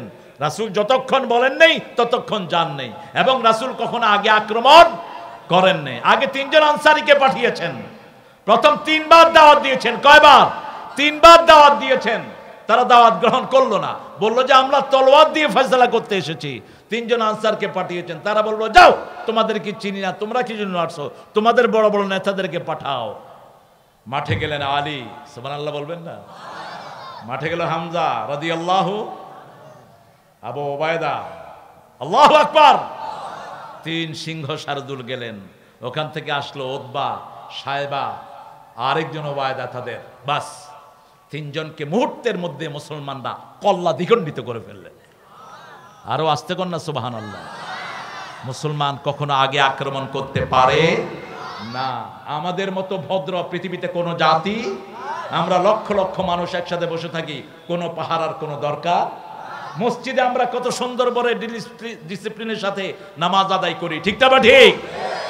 রাসূল সাল্লাল্লাহু আলাইহি ওয়াসাল্লাম যাচ্ছেন বদরের ময়দান, একজন গরীব সাহাবী খেজুর খাচ্ছেন। রাসূল সাল্লাল্লাহু আলাইহি ওয়াসাল্লাম বললেন তাআলাউ বিনা ইলাল জান্নাহ, আমার সাথে জান্নাতে চলো। সাহাবী বলছেন বাহ বাহ, আল-লুগাতুল মুহাল্লিমা আ'জাবাহু ওয়া মা আহসানাহু, কি সুন্দর কথা ইয়া রাসূলুল্লাহ, আমি ওখানে গেলেই জান্নাতি হয়ে যাব নাকি? রাসূল বলছেন হ্যাঁ, জান্নাতি হয়ে যাবা সাল্লাল্লাহু। তিনি বললেন জান্নাতে যেতে দেরি হয়ে যেতে পারে। হাতের খেজুরগুলো মরুভূমির দিকে ছুঁড়ে মারলেন, জান্নাতে যেতে দেরি হয়ে যেতে পারে। চলে গেলেন, সেখানে গিয়ে কাফেরদেরকে মেরে তিনি জান্নাতি হয়ে গেছে। অধিকাংশ সাহাবীর হাতে কিছুই ছিল না, রাসূল খেজুরের ডালা ভেঙে দিয়েছেন, ওই খেজুরের ডালা দিয়ে কোপ মেরেছে, কাফের খেতে দ্বিখণ্ড হয়ে গেছে। পরবর্তী পর্যায়ে আল্লাহ বললেন ওয়ামা কাতালু ওয়ালাকিন্নাল্লাহ কাতালু, তোমরা হত্যা করো নাই, তোমরা খেজুরের ডালা তুলেছো, হত্যার কাজটা করে দিয়েছেন কে? এখন আবার আল্লাহ বলছেন কতটুক পর্যন্ত তোমরা এই হত্যার কাজটা করবা? ওয়াকাতিলুহুম হাত্তা লা তাকুনা ফিতনা ওয়া ইয়াকুনাদ-দীনু কুল্লুহু লিল্লাহ। এখন সারা দুনিয়ায় মুসলমানদের রক্ত আছে না নাই? আরো জোরে বলেন। ভারতে মারা যাচ্ছে কারা? আরো বলেন, জোরে বলেন। আফগানিস্তানে শহীদ হয়েছে কারা? বসনিয়াতে মারা হয়েছে কাদেরকে? কি জন্য মারা হয়েছে? চেচনিয়াতে, ফিলিস্তিনে কাদেরকে মারা হচ্ছে? মুসলমান। সারা পৃথিবীর সব জায়গাতে মুসলমানের কান্না আছে না নাই?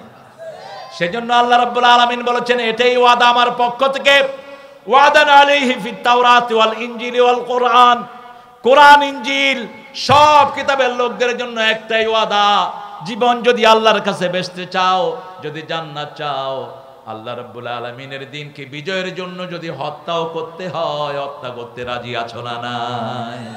কারা কারা হাত তুলে দেখা দেন, তুলেন আল্লাহর কাছে হাত। আল্লাহ হাতগুলো শহীদদের জন্য কবুল করেন। আরো চিৎকার করে বলেন আমিন। হাতগুলো নামায়, কিন্তু মনে রাখতে হবে আমার নবী কখনো আগে আক্রমণ করেননি, আমরা আগে আক্রমণ করব। ইসলামী গ্রুপের নেতৃত্ব ছাড়া আমরা একাকী কোনো সিদ্ধান্ত নিতে যাব কান্নাহুম বুনিয়ানুম মারসুস, সীসা ঢালা প্রাচীর। সীসা কেন বললেন? সীসা ছাড়া সীসা কাটা যায় না। আল্লাহর হিকমত দেখেন শব্দ চয়নের। আপনার সাথে যেমন আমার সাথে প্রামাণিক ভাইয়ের সম্পর্ক, এই সম্পর্ক যদি নষ্ট করতে হয় আমাদের কাছেই আসতে হবে, ঠিক না? ঠিক। আপনাকে এসে একজন বলল যে অমুক হুজুর এই করছে, আবার হেরে গিয়ে বলল তোমার বিরুদ্ধে অমুক হুজুর বলছে, বস দুইজন খেপে উঠলেন, এটা ইসলামের নিয়ম না। যখনই আপনাকে এসে এই ভাইয়ের বিরুদ্ধে বলবে, আপনি ওই ভাইকে জিজ্ঞেস করবেন, ঠিক না? ঠিক। ভাইয়ের সাথে ডাইরেক্ট কথা বলবেন। যেমন একজন বড় আলেম, আমি তার নাম বলবো না, আপনারা চিনবেন, তার ব্যাপারে কিছু লোক এসে আমাকে বলল হুজুর উনি আপনার ব্যাপারে এটা এটা বলছে। আমি সাথে সাথে ওর ফোন জোগাড় করে আমার খাদেমকে দিয়ে ফোন করালাম। ফোন করিয়ে যখন সালাম দিলাম, সে তো খুশিতে আটখানা। বলছে হুজুর, আমি স্যার কেমন আছো তুমি? বলছে হুজুর আপনি আমার খবর নিয়েছেন, আমার এর চেয়ে সুখ আর কিছু নেই। তাহলে ওর বিরুদ্ধে যে আমাকে বলল, কথাটা সত্য না মিথ্যা? মিথ্যা। কিশোরগঞ্জের একজন বড় আলেম চলে গেছেন দুনিয়া থেকে, আমি ওনার জন্য দোয়া করি। দারসে নিজামে অনেক মাহফিলে তিনি আমাকে স্নেহ করেছেন। হঠাৎ করে একজন এসে, মসজিদের এক ইমাম এসে বলছে হুজুর উনি আপনার বিরুদ্ধে এরকম এরকম এরকম বলছে। আমি সাথে সাথে ওনার মাদ্রাসায় ফোন করলাম। শেখুল হাদিস একজন ধরলেন, ধরে বললাম যে হুজুর কেমন আছেন? আমি নাম বললাম। বলছে হুজুর আপনি কিভাবে আমাদেরকে স্মরণ করলেন? গতকালকেও মোহতামেম হুজুর আপনার নাম ধরে দোয়া করেছে। আমরা ডাইরেক্ট কারো সাথে দেখা করা ছাড়া তার বিরুদ্ধে কোনো মন্তব্য করব?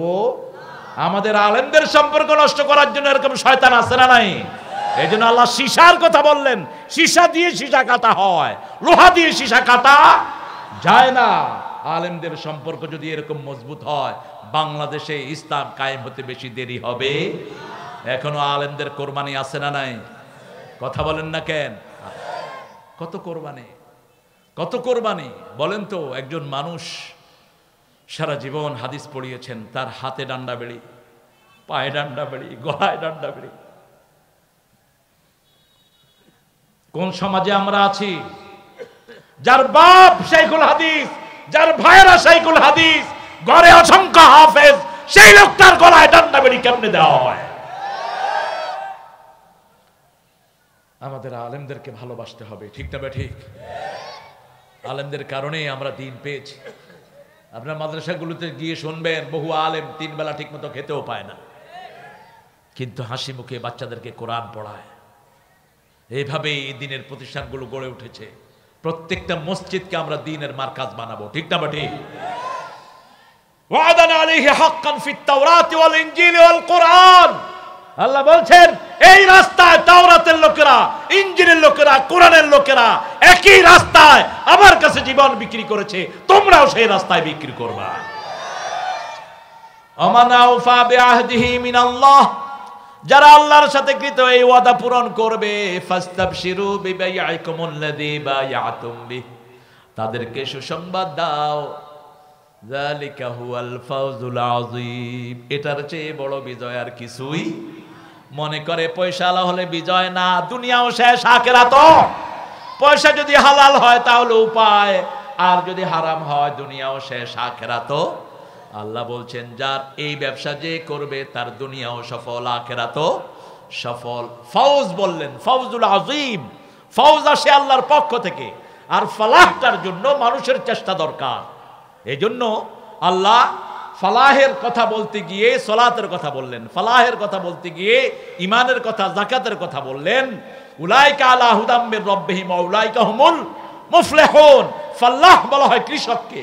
কৃষক মাটি চাষ করে কষ্ট করে ফসল ফলায়, এই জন্য সে হলো ফাল্লাহ।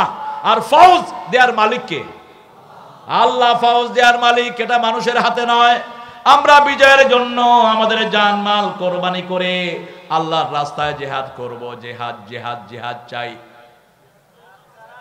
জিহাদ করে একটা দোয়া করতেন সাহাবায়ে কেরাম, আমরাও করব। শাহাদাত শাহাদাত শাহাদাত চাই, শহীদ হয়ে বাঁচতে চাই। শহীদ হতে চান তো?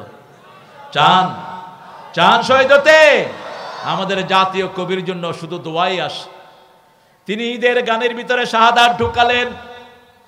অতি পড়বি ঈদের নামাজ রে মন, সেই ঈদ গাহে যে ময়দানে সব গাজী মুসলিম হয়েছে শহীদ। ময়দানে সব গাজী মুসলিম হয়েছে শহীদ। যারা শহীদ হতে চায় না এরা মুনাফিক। শহীদ হতে রাজি আছেন তো? একটু হাত তুলে দেখা দেন। আল্লাহ এই হাতগুলো কবুল করেন, এই হাতগুলো কবুল করেন। হাতগুলো নামান। মানুষের হক ছাড়া শহীদদেরকে বিনা হিসাবে জান্নাত দিবেন কে? আপনার বিবির সাথে বেয়াদবি করেছেন, বিবিকে মেরেছেন, বিবি যতক্ষণ মাফ না করবে আল্লাহ মাফ করবে। কারো জমি চুরি করেছেন, ওই লোক যতক্ষণ মাফ করবে না আল্লাহ মাফ করবে না। কিন্তু মানুষের হক রক্ষা করে যদি মারা যান, শহীদ হিসেবে যদি দোয়া করেন, বিছনায় পড়ে মারা গেলেও শাহাদাতের মর্যাদা দান করবেন কে? শহীদের জন্য 8টা খাত আল্লাহ রাব্বুল আলামিন রেখেছেন। কয়টা?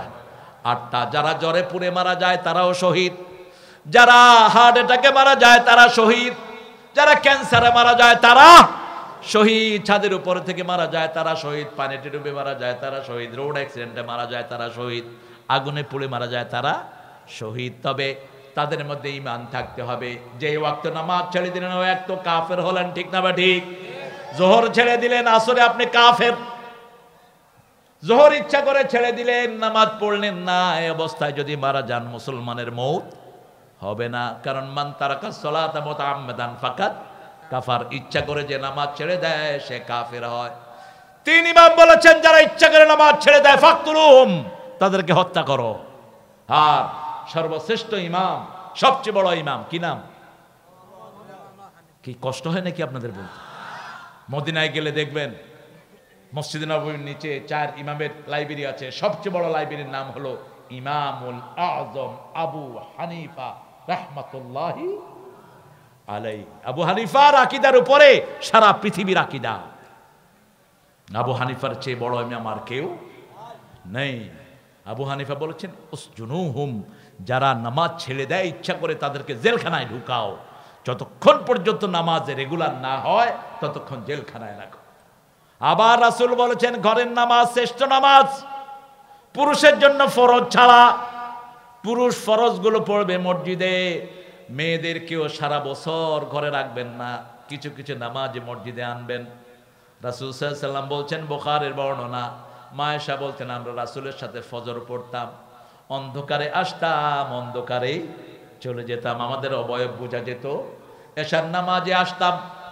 আবার মসজিদে রাসূল সাল্লাল্লাহু আলাইহি ওয়াসাল্লাম ঈদের সময় ঈদগাহে নিয়ে আসতেন। এমন কি যে সমস্ত মায়েদের শরীর খারাপ তাদেরকেও বলতেন তোমরা ঈদগাহে আসো, তোমরা দোয়ায় শামিল হবা, ঈদের আনন্দে শামিল হয়ে যাবা।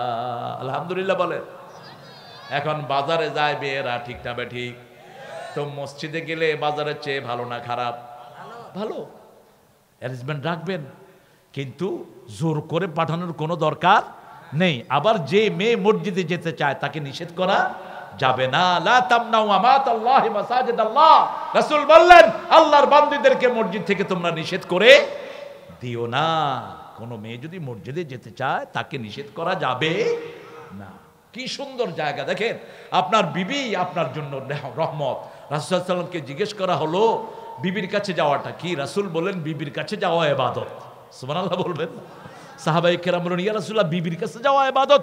কয় তুমি যদি আরেক বেটার বউর কাছে যাও কি হবে? কথা কন না কেন? কি হবে? গুনার উল্টাটা কি? ইবাদত। রাস্তায় যখন কোনো মেয়ে দেখে তুমি আশ্চর্য হও, go to your better half. যখন তোমার রাস্তায় কাউকে দেখে অবাক লাগে, তুমি তোমার ঘরে চলে যাও, ওর কাছে যা আছে তোমার বিবির কাছে আল্লাহ চেয়ে শ্রেষ্ঠ নেয়ামত দিয়েছে। ইসলাম কত সুন্দর, কত পরিমার্জিত, পরিশীলিত। আবার বিবির সাথে কিভাবে আচরণ করবেন সেটা বোধহয় ইসলামে নাই। বিবির মুখে খাবার তুলে দেন, রাসূলের সুন্নাহ। মা আয়েশা বলতেন সারিদ পছন্দ করতেন রাসূল, গোস্তের ছোট্ট ছোট্ট টুকরা ঝোল দিয়ে ওই যে রুটি দিয়ে চুবিয়ে আমরা কোরবানের সময় খাই, এই সারিদটা রাসূলের খুব পছন্দনীয় তরকারি ছিল।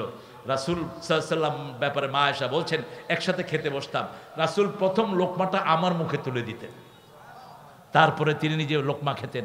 আমি যখন পানি খেতাম আমার মুখের ওই সারিদের ময়লা লাগতো, ওই ময়লা লাগায় মুখ লাগিয়ে, ওই ময়লায় মুখ লাগিয়ে পানি খেতেন রাহমাতাল লিল। আবার রাসূল সাল্লাল্লাহু আলাইহি ওয়াসাল্লামকে দেখতাম গভীর রজনীতে তাহাজ্জুদ ওনার জন্য ফরজ ছিল, দাঁত মাজা ফরজ ছিল, দাঁত মাজা ফরজ, তাহাজ্জুদ ফরজ, যেগুলো আমাদের জন্য নফল। রাসূল তাহাজ্জুদে প্রায় উঠে খাদিজার নাম ধরে দোয়া করতেন। মা আয়েশা বলতেন আমি আমার জীবনে খাদিজার চেয়ে বেশি ঈর্ষা আর কাউকে করি নাই। অন্যান্য বিবিরা জিজ্ঞেস করেছেন কেন, বলছে অল্প কিছু গোস্ত পেলেও রাসূল এগুলো হাতে করে নিয়ে ঘুরতেন। খাদিজার কোনো বান্ধবী পাওয়া যায় নাকি, খাদিজার কোনো আত্মীয় পাওয়া যায় নাকি, খাদিজার নাম ধরে দোয়া করতেন। একবার মা আয়েশা বললেন 25 বছরের যৌবনে 40 বছরের একজন মাকে পেয়েছে, প্রৌঢ়াকে পেয়েছেন, আপনি কি তার চেয়ে সুন্দরী কাউকে পান নাই? রাসূলের চেহারা আগুনের মতো গরম হয়ে গেল। রাসূল সাল্লাল্লাহু আলাইহি ওয়াসাল্লাম বললেন আয়েশা খবরদার আমার খাদিজার ব্যাপারে কোনো কথা কখনো বলবা না। আমার সন্তানের মা আমার খাদিজা, আমি খাদিজার ঋণ কোনোদিন শোধ করতে পারবো না। মক্কায় যখন আমাকে আশ্রয় দেওয়ার মতো কেউ ছিল না, এই খাদিজা নিজের সমস্ত সম্পত্তি আমার নামে ওয়াকফ করে দিয়েছেন। কোনোদিন সম্পদের হিসাব আমার কাছ থেকে খাদিজা নেয়নি। আমি যখন রাতের বেলায় ঘরে ফিরতাম একবার নক করলেই খাদিজা দরজাটা খুলে দিত। আমি বলতাম আপনি কি ঘুমান না? তিনি বলতেন না, আপনি যখন বাহিরে যান দরজাটাকে বিছনা বানায় আমি দাঁড়িয়ে থাকি। আমার খাদিজাকে স্বয়ং সালাম দিয়েছেন কে? কে দিয়েছেন? কবরের আযাবের কথা বললেন রাহমাতাল লিল আলামিন। মা খাদিজাতুল কুবরা রাদিয়াল্লাহু আনহা কাঁদতেছেন, রাসূলের হাত ধরলেন, ইয়া রাসূলুল্লাহ আমি জানি না আপনি আগে যান না পরে যান, তবে আমি যদি আপনার আগে চলে যাই আপনি আমাকে কথা দেন আপনি আমার প্রশ্নের জবাবগুলো দিয়ে দিবেন। রাসূল সাল্লাল্লাহু আলাইহি ওয়াসাল্লাম বললেন আমি আপনাকে কথা দিলাম আপনাকে কবরে রেখে আমি ঘরে ফিরে আসবো না, এটা আপনারাও আসবেন না। আপনার ভাই, আপনার আব্বা, আপনার আম্মা যাকে আপনি কবরে রাখেন, রাসূল বলেছেন ইস্তাগফিরু লি আখিকুম, তোমার ওই কবরের ভাইটাকে রেখে তার জন্য তুমি দোয়া করো। কিন্তু তিনি কখনো হাত তুলে দোয়া করেন নাই। দোয়া করতেন কিভাবে? আল্লাহ মাগফির ওয়ারহাম ওয়াসসি কবরাহু ইয়াসসির হিসাবা, হে আল্লাহ তাকে মাফ করে দেন, রহম করেন, তার হিসাবটা সহজ করে দেন, প্রশ্ন উত্তরগুলো সহজ করে দেন, ঈমানের উপরে তাকে সাবেত কদম করে দেন। আলহামদুলিল্লাহ বলেন। আপনি চলে আসবেন না, এখনই তো মুনকির নকির এসে তাকে প্রশ্ন করতে থাকবে, ঠিক না ঠিক? মা খাদিজাকে ধোয়ালেন রাহমাতাল লিল আলামিন। রাসূলের সবচেয়ে প্রিয় জিনিস ছিলেন মা, প্রিয় জিনিস ছিলেন মায়ের জাতি। রাসূলের সবচেয়ে প্রিয় জিনিস হলো সুগন্ধি, সবচেয়ে প্রিয় জিনিস চক্ষু শীতলকারী ছিল সালাত, সালাত এবং সালাত।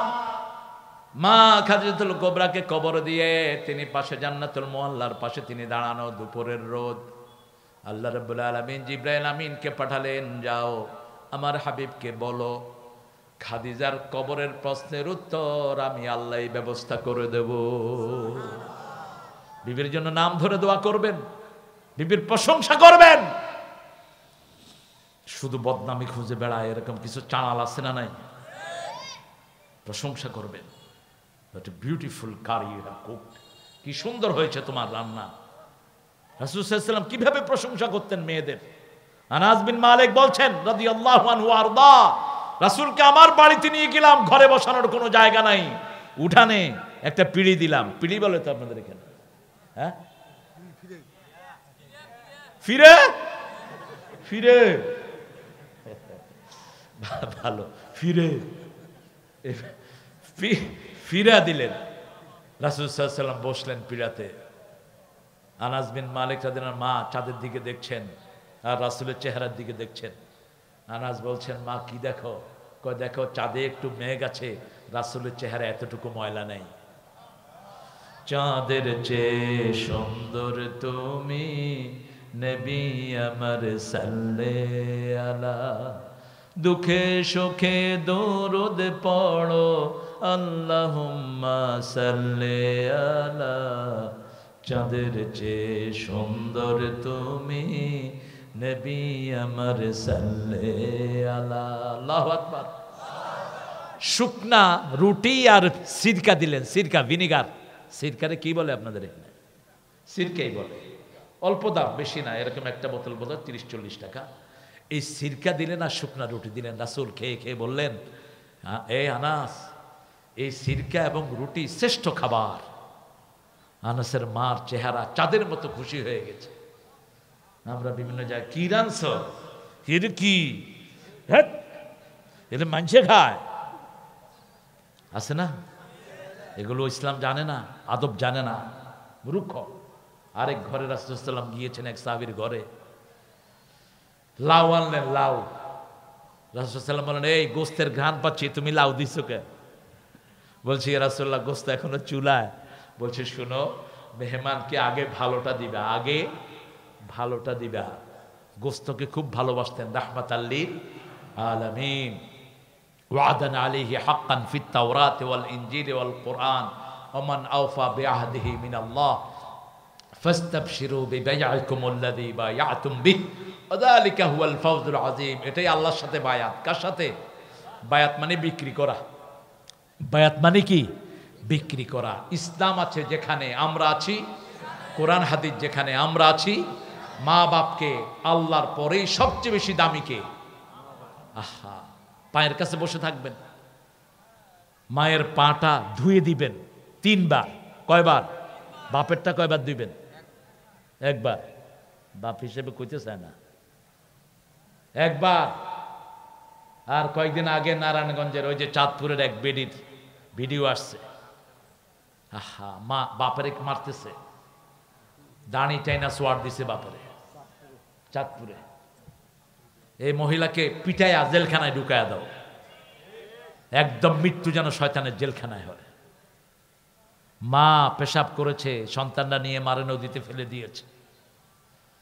কি জুলুম চলছে সমাজে। আপনার ছেলেগুলোকে স্কুলে দিয়ে ধ্বংস করে দিয়েন না। স্কুলে ক্লাস 1 থেকে 10 পর্যন্ত কোনো ইসলামী পড়া নাই। এখন কি শিখবে বাচ্চারা? কি শিখবে? কোনো ম্যানার নাই, কোনো কার্টিসি নাই। আমি চেয়ারম্যানকে অনুরোধ করব, আপনার ইউনিয়নের ছেলেকে স্কুলে ইসলাম শিখানোর ব্যবস্থা করেন। পিতা মাতা 2 জন জান্নাত, ঠিক না ঠিক?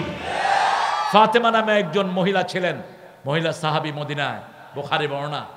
তেনার মা মুশরিকা। তিনি রাসূলকে এসে বলছেন, ইয়া রাসূলুল্লাহ, আমার মা মুশরিকা, আমি কি ব্যবহার করব? রাসূল বললেন, সল্লে উম্মা, যত খেদমত মায়ের দরকার সব করবা, সব করবা। মায়ের খেদমত করলে মা আস্তে আস্তে কি হয়ে যাবে? মুসলমান হয়ে যাবে। পিতা মাতা এই 2 জনই জান্নাত। 2 জন কি? রাসূল বলেছেন জান্নাতে 2টা দরজা, একটার নাম মা আর একটার নাম বাবা। এই 2 জনকে খুশি রাখলে 2টা জান্নাতই আপনার জন্য খোলা থাকবে। আর আপনার উপর খুশি হবেন কে? উঠতে বসতে চলতে ফিরতে দোয়া করেন, রব্বির হামহুমা কামা রব্বায়ানি। এরপরে দোয়া করেন, আল্লাহুম্মা আগফির ওয়ারহাম, হে আল্লাহ মাফ করে দেন, রহম করেন, মাফ করে দেন, রহম করেন। সব নবীদের এই 2টা ছোট্ট দোয়া, প্রিয় দোয়া।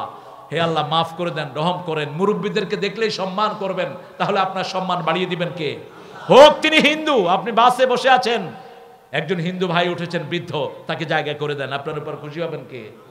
একজন মায়ের হাতে বোঝা, আপনি তার বোঝাটা নিয়ে নেন। এখন অবশ্য দিতে চায় না, করলো দৌড় দেয় কিনা আবার, ঠিক না? আপনি আগে বিশ্বস্ততা অর্জন করবেন, আগে বিশ্বস্ততা অর্জন করবেন। আর মুসলমানদেরকে দেখলেই তো মানুষ আশ্বস্ত হয়। বাজারে 3 জন লোক বসে আছে, একজনের মাথায় টুপি আর 2 জনের মাথায় টুপি নাই। কার কাছে মানুষ বেশি যায়? হ্যাঁ, কার কাছে? টুপিওয়ালার কাছে। মনে করে যে এই ব্যবসায় ঠিকঠাক মতো মাপবে, ঠিকঠাক মতো দিবে। যদি 2 নাম্বারই করে, এর শাস্তি অন্যদের চেয়ে বেশি হবে না কম? বেশি হবে। খবরদার। এই জন্য ইসলাম আলাদেরকে ভালোবাসেন, কোরআনের লোকদেরকে ভালোবাসেন, মুরব্বীকে ভালোবাসেন, প্রতিবেশীর হক দেন। হিন্দু ভাই খেতে পাচ্ছে কিনা আপনি খবর নেন। আপনার প্রতিবেশী হোক বেনামাজি, গিয়ে তার খবর নেন, ভাই কি রাঁধছো, কি খাইছো, তোমার বাচ্চাগুলো কেমন আছে। নিজে যখন ফল কিনবেন ওদের হাতে ফল দেন। রাসূলুল্লাহ সাল্লাল্লাহু আলাইহি ওয়াসাল্লাম বলছেন, যদি দিতে না পারেন ফলের খোসাগুলো বাইরে ওদের সামনে ফেলবেন না, দূরে নিয়ে গোপনে ফেলেন। আর ফলের ঘ্রাণ তো এমনি বেরিয়ে যায়। আমাল না আমার ঘ্রাণ আছে না, পাশে দেন। ইলিশ মাছ আনছেন, আপনি আনতেছেন, ওদের জিহ্বায় পানি পড়তেছে কিনা তৌফিক নাই। রাসূল বলেছেন যদি তরকা দিতে না পারো ঝোল দাও। কি দাও? ঝোল দাও, ঝোল দাও। ইলিশ মাছের ঝোলই তো হেভি মজা। আমি শুনেছি আমাদের পাশের দেশের ভাইয়েরা ইলিশ মাছের পরগুলোও রাইন্দা খায়। পর আছে না, পরে কি কর সোসা, ওই যে উপরের দিকে আইসটা আইসটা খায়, কাইসটা হেরা আইসটা দিয়ে নাকি ডাইল দিয়ে খায়। আমাদের দেশ হারে। আপনি গরিব মানুষকে একটু সাথে নিবেন, আপনার উপর খুশি হবেন কে? আপনি আপনার মা বাপকে আগে খাওয়াবেন। শেষ কথা বলে শেষ করছি, আপনাদের যে খুঁড়ি আমি তো দেখতেছি আপনারা একটাই উঠবেন না, যা দেখতেছি। আল্লাহ আল্লাহ আমাদেরকে হেফাজত করেন। আমাকে এত রাতে আনবেন না, আমি আসবো না আর। রাত 10টার পরে, 10টা আমি ঘুমাই নর্মালি। অনেক মা বোনেরা আছেন, আমাদের মা বোনরা আমাদের জন্য নেয়ামত। আমাদের কথা তো বলেনি ইমাম সাহেব, চিকন করে ফোড়ন কাটেন কেন? মা বোনদের কথা বলি নেই, মা বোনদের কথাই তো বেশি বললাম। আমার মায়েরা আমাদের নেয়ামত। আমাদের কি নেয়ামত? রাসূল বলেছেন 3বার মায়ের খেদমত। কয়বার? বদরের যুদ্ধ থেকে ছুটি দিলেন, বললেন কে আছে? কয় মা, মায়ের খেদমত করো। তারপরে মায়ের খেদমত, তারপরে মায়ের খেদমত, চতুর্থবারে বাপের খেদমত। প্রথম পুরস্কার মায়ের, দ্বিতীয় মায়ের, তৃতীয় মায়ের, বাপের জন্য সান্ত্বনা পুরস্কার। ঠিক না ঠিক? কারণ কি, পেটে ধারণ করেছেন কে? মা। 2 বছর দুধ পান করিয়েছেন কে? রক্ত প্রবাহিত হয়েছে কার? মায়ের। সূরা লোকমানে 17 নম্বর আল্লাহ এই কথাটা বলে দিয়েছেন, ওয়াসাইনাল ইনসানা বিওয়ালিদাইহি হামালাতুহু উম্মুহু ওয়াহানান আলা ওয়াহান ওয়াফিসালুহু ফি আমাইন আনিশকুরনি ওয়া লিওয়ালিদাইক ওয়া ইলাইয়াল মাসির। দুজনের ব্যাপারে ওসিয়ত করছি, একজন তোমার মা আর একজন তোমার বাবা। তবে মায়ের কথা ভুলে যেও না। হামালাতুম ওয়াহানান আলা ওয়াহান, একটার পর একটা যন্ত্রণা সয়ে মা তোমাকে পেটে ধারণ করেছেন। অফিসালুহু ফি আমাইন, 2 বছর তোমাকে দুধ পান করিয়েছেন। আনিশকুরুলি, আমি আল্লাহর শুকরিয়া আদায় করো, আর পিতামাতার শুকরিয়া আদায় করো। আমি আল্লাহর কাছেই তোমাদেরকে ফিরে যেতে হবে। সাহাবী এসে বলছেন, ইয়া রাসূলুল্লাহ, আব্বার কবরটা অন্ধকার, স্বপ্ন দেখেছি আব্বার কবরটা অন্ধকার। রাসূল সাল্লাল্লাহু আলাইহি ওয়াসাল্লাম বললেন, তুমি আব্বার জন্য দোয়া করো, প্রতি দোয়াতে একটা নূরের বাতি আল্লাহ কবরে জ্বালিয়ে দিবেন। কত সময় আব্বা আম্মা না হলে কি আমরা দুনিয়া আসতে পারতাম? আর এই মা কত কষ্ট করেছেন। মায়ের কষ্টের কথা সেই বুঝে যে মা হয়, যে কি হয়। বাপের কষ্টের কথা সে বুঝে যে বাপ হয়। ঠিক না ঠিক? তাহলে আমরা আল্লাহর কাছে আমাদের সম্পদ বিক্রি করে দেব। ঠিক আছে তো? জান এবং মাল। আজকে থেকে 5 ওয়াক্ত নামাজ ছাড়বো না। রাজি আছি তো? দেখি কারা কারা একটু বলেন, হে আল্লাহ, আপনার নামে শপথ করছি, জীবনে আর কোনোদিন 5 ওয়াক্ত সালাত, রমজানের রোজা, হজ, যাকাত দল করা ছেড়ে দেব না। আমিন ইয়া রাব্বাল আলামিন। সুবহানাকা আল্লাহুম্মা বিহামদিক আশহাদু আন লা ইলাহা ইল্লা আনত আস্তাগফিরুকা ওয়া আতুবু ইলাইক। এখন দোয়ার দিকে যাব। আর কোনো ঘোষণা আছে? কই সব? হ্যাঁ, ও গজল। মন আমার কাঁদে রে, প্রাণ আমার কাঁদে রে, যেতে সোনার মদিনা। মন আমার কাঁদে রে, প্রাণ আমার কাঁদে রে, যেতে সোনার মদিনা। যে মদিনা ধন্য হলো পেয়ে তব ঠিকানা। মন আমার কাঁদে রে, প্রাণ আমার কাঁদে রে, যেতে সোনার মদিনা। শাহাদাত শাহাদাত শাহাদাত চাই, শহীদ হয়ে বাঁচতে চাই। শাহাদাত শাহাদাত শাহাদাত চাই, শহীদ হয়ে বাঁচতে চাই। যে পথ শাহাদাত সে পথে জীবন হারাতে চাই, শাহাদাত শাহাদাত শাহাদাত চাই, শহীদ হয়ে বাঁচতে চাই। আলহামদুলিল্লাহ, আমরা ইনশাআল্লাহ একটা সঙ্গীতের অনুষ্ঠান করবেন, ইসলামীয় সঙ্গীত, শুধু এটাই গাবো ইনশাআল্লাহ। আমাদের প্রিয় সভাপতি এখন একটু কথা বলবেন। জি, সভাপতি সাহেব কথা বলবেন, তারপর আমরা দোয়া করব, দোয়ার পরে আমরা ইনশাআল্লাহ এখান থেকে যাব। আমরা দোয়া করব, দোয়া রাসূল সাল্লাল্লাহু আলাইহি ওয়াসাল্লামের কাছে চাইলেও তিনি করতেন। আমরা দোয়া করব বিশেষ করে আমার ফিলিস্তিনি ভাইদের জন্য। আমরা সবাই ফিলিস্তিনকে ভালোবাসি তো, ফিলিস্তিনিদের আমরা বিজয় চাই। আল্লাহুম্মা আমিন। লা ইলাহা ইল্লা হুয়াল হালিম সুবহানা রাব্বিল আরশিল আযীম। আল্লাহুম্মা সাল্লি ওয়া সাল্লিম আলা নাবিয়িনা মুহাম্মদ ওয়া আলা আলিহি ওয়া সাহবিহি আজমাইন। দুকুরিয়া বেড়া বাজার কেন্দ্রীয় জামে মসজিদের উদ্যোগে আয়োজিত আল্লাহ রাব্বুল আলামিন বিলকুসি থানার সিরাজগঞ্জের এই প্রাঙ্গণ থেকে হাজার লক্ষ জনতা নিয়ে আপনার কাছে ভিক্ষার হাত তুলেছি। আমাদের জীবনের গুনাহগুলো আপনি মাফ করে দেন। আজকের নামাজ, আজকের রোজা সহ সারা জীবনের আমল আপনার শাহী দরবারে কবুল করুন। তার হাদিয়া সমস্ত আম্বিয়া কিরামের আরওয়াহ মুবারকে পৌঁছায়া দেন। বিশেষ করে যেই নবী আলাইহিস সালাম সারা জীবন উম্মতি উম্মতি বলে কেঁদেছে, সেই নবী আলাইহিস সালামের রওজা মুবারকের সওয়াব পৌঁছিয়ে দেন। এ পর্যন্ত যত মুমিন মুমিনাত মুসলিম মুসলিমাত কবরে চলে গেছে, সবার আরওয়াহে সওয়াব পৌঁছিয়ে দেন। বিশেষ করে আমরা যারা হাত তুলেছি, অনেকের মা নাই, অনেকের বাবা নাই, পিতামাতার কবরকে জান্নাতের বাগান বানায়া দাও, বেহেশতের পোশাক তাদের গায়ে পরায়া দাও। যাদের পিতামাতা বেঁচে আছে হায়াত দারাজ করো, নেক আমলের তৌফিক দাও। রব্বির হামহুমা কামা রাব্বায়ানি সগীরা। দুকুরিয়া বেড়া বাজার কেন্দ্রীয় জামে মসজিদের কমিটিকে তুমি কবুল করে নাও। এই মসজিদটাকে মসজিদে নববীর মতো কবুল করো। যারা দান দিয়েছে তাদেরকে তুমি কবুল করো। আল্লাহ, আমার যত ভাই বোন এখানে এসেছেন সবাইকে মাসুম বানায়া দাও। আল্লাহ, মোহাম্মদ হেলাল উদ্দিন প্রামাণিককে তুমি কবুল করো। আমাদের আশরাফ আলী স্বপন ভাইকে তুমি কবুল করো। আলহাজ ডক্টর আলতাফ হোসেনকে তুমি কবুল করো। যত মেহমানের নাম এসেছে তুমি কবুল করো। আমার চেয়ে অনেক সুন্দর বলেছেন আলহাজ মাওলানা মোহাম্মদ গোলাম মুর্তজা হুজুর, তাকে তুমি কবুল করো। নজরুল ইসলাম সেরারজি ভাইকে তুমি কবুল করো।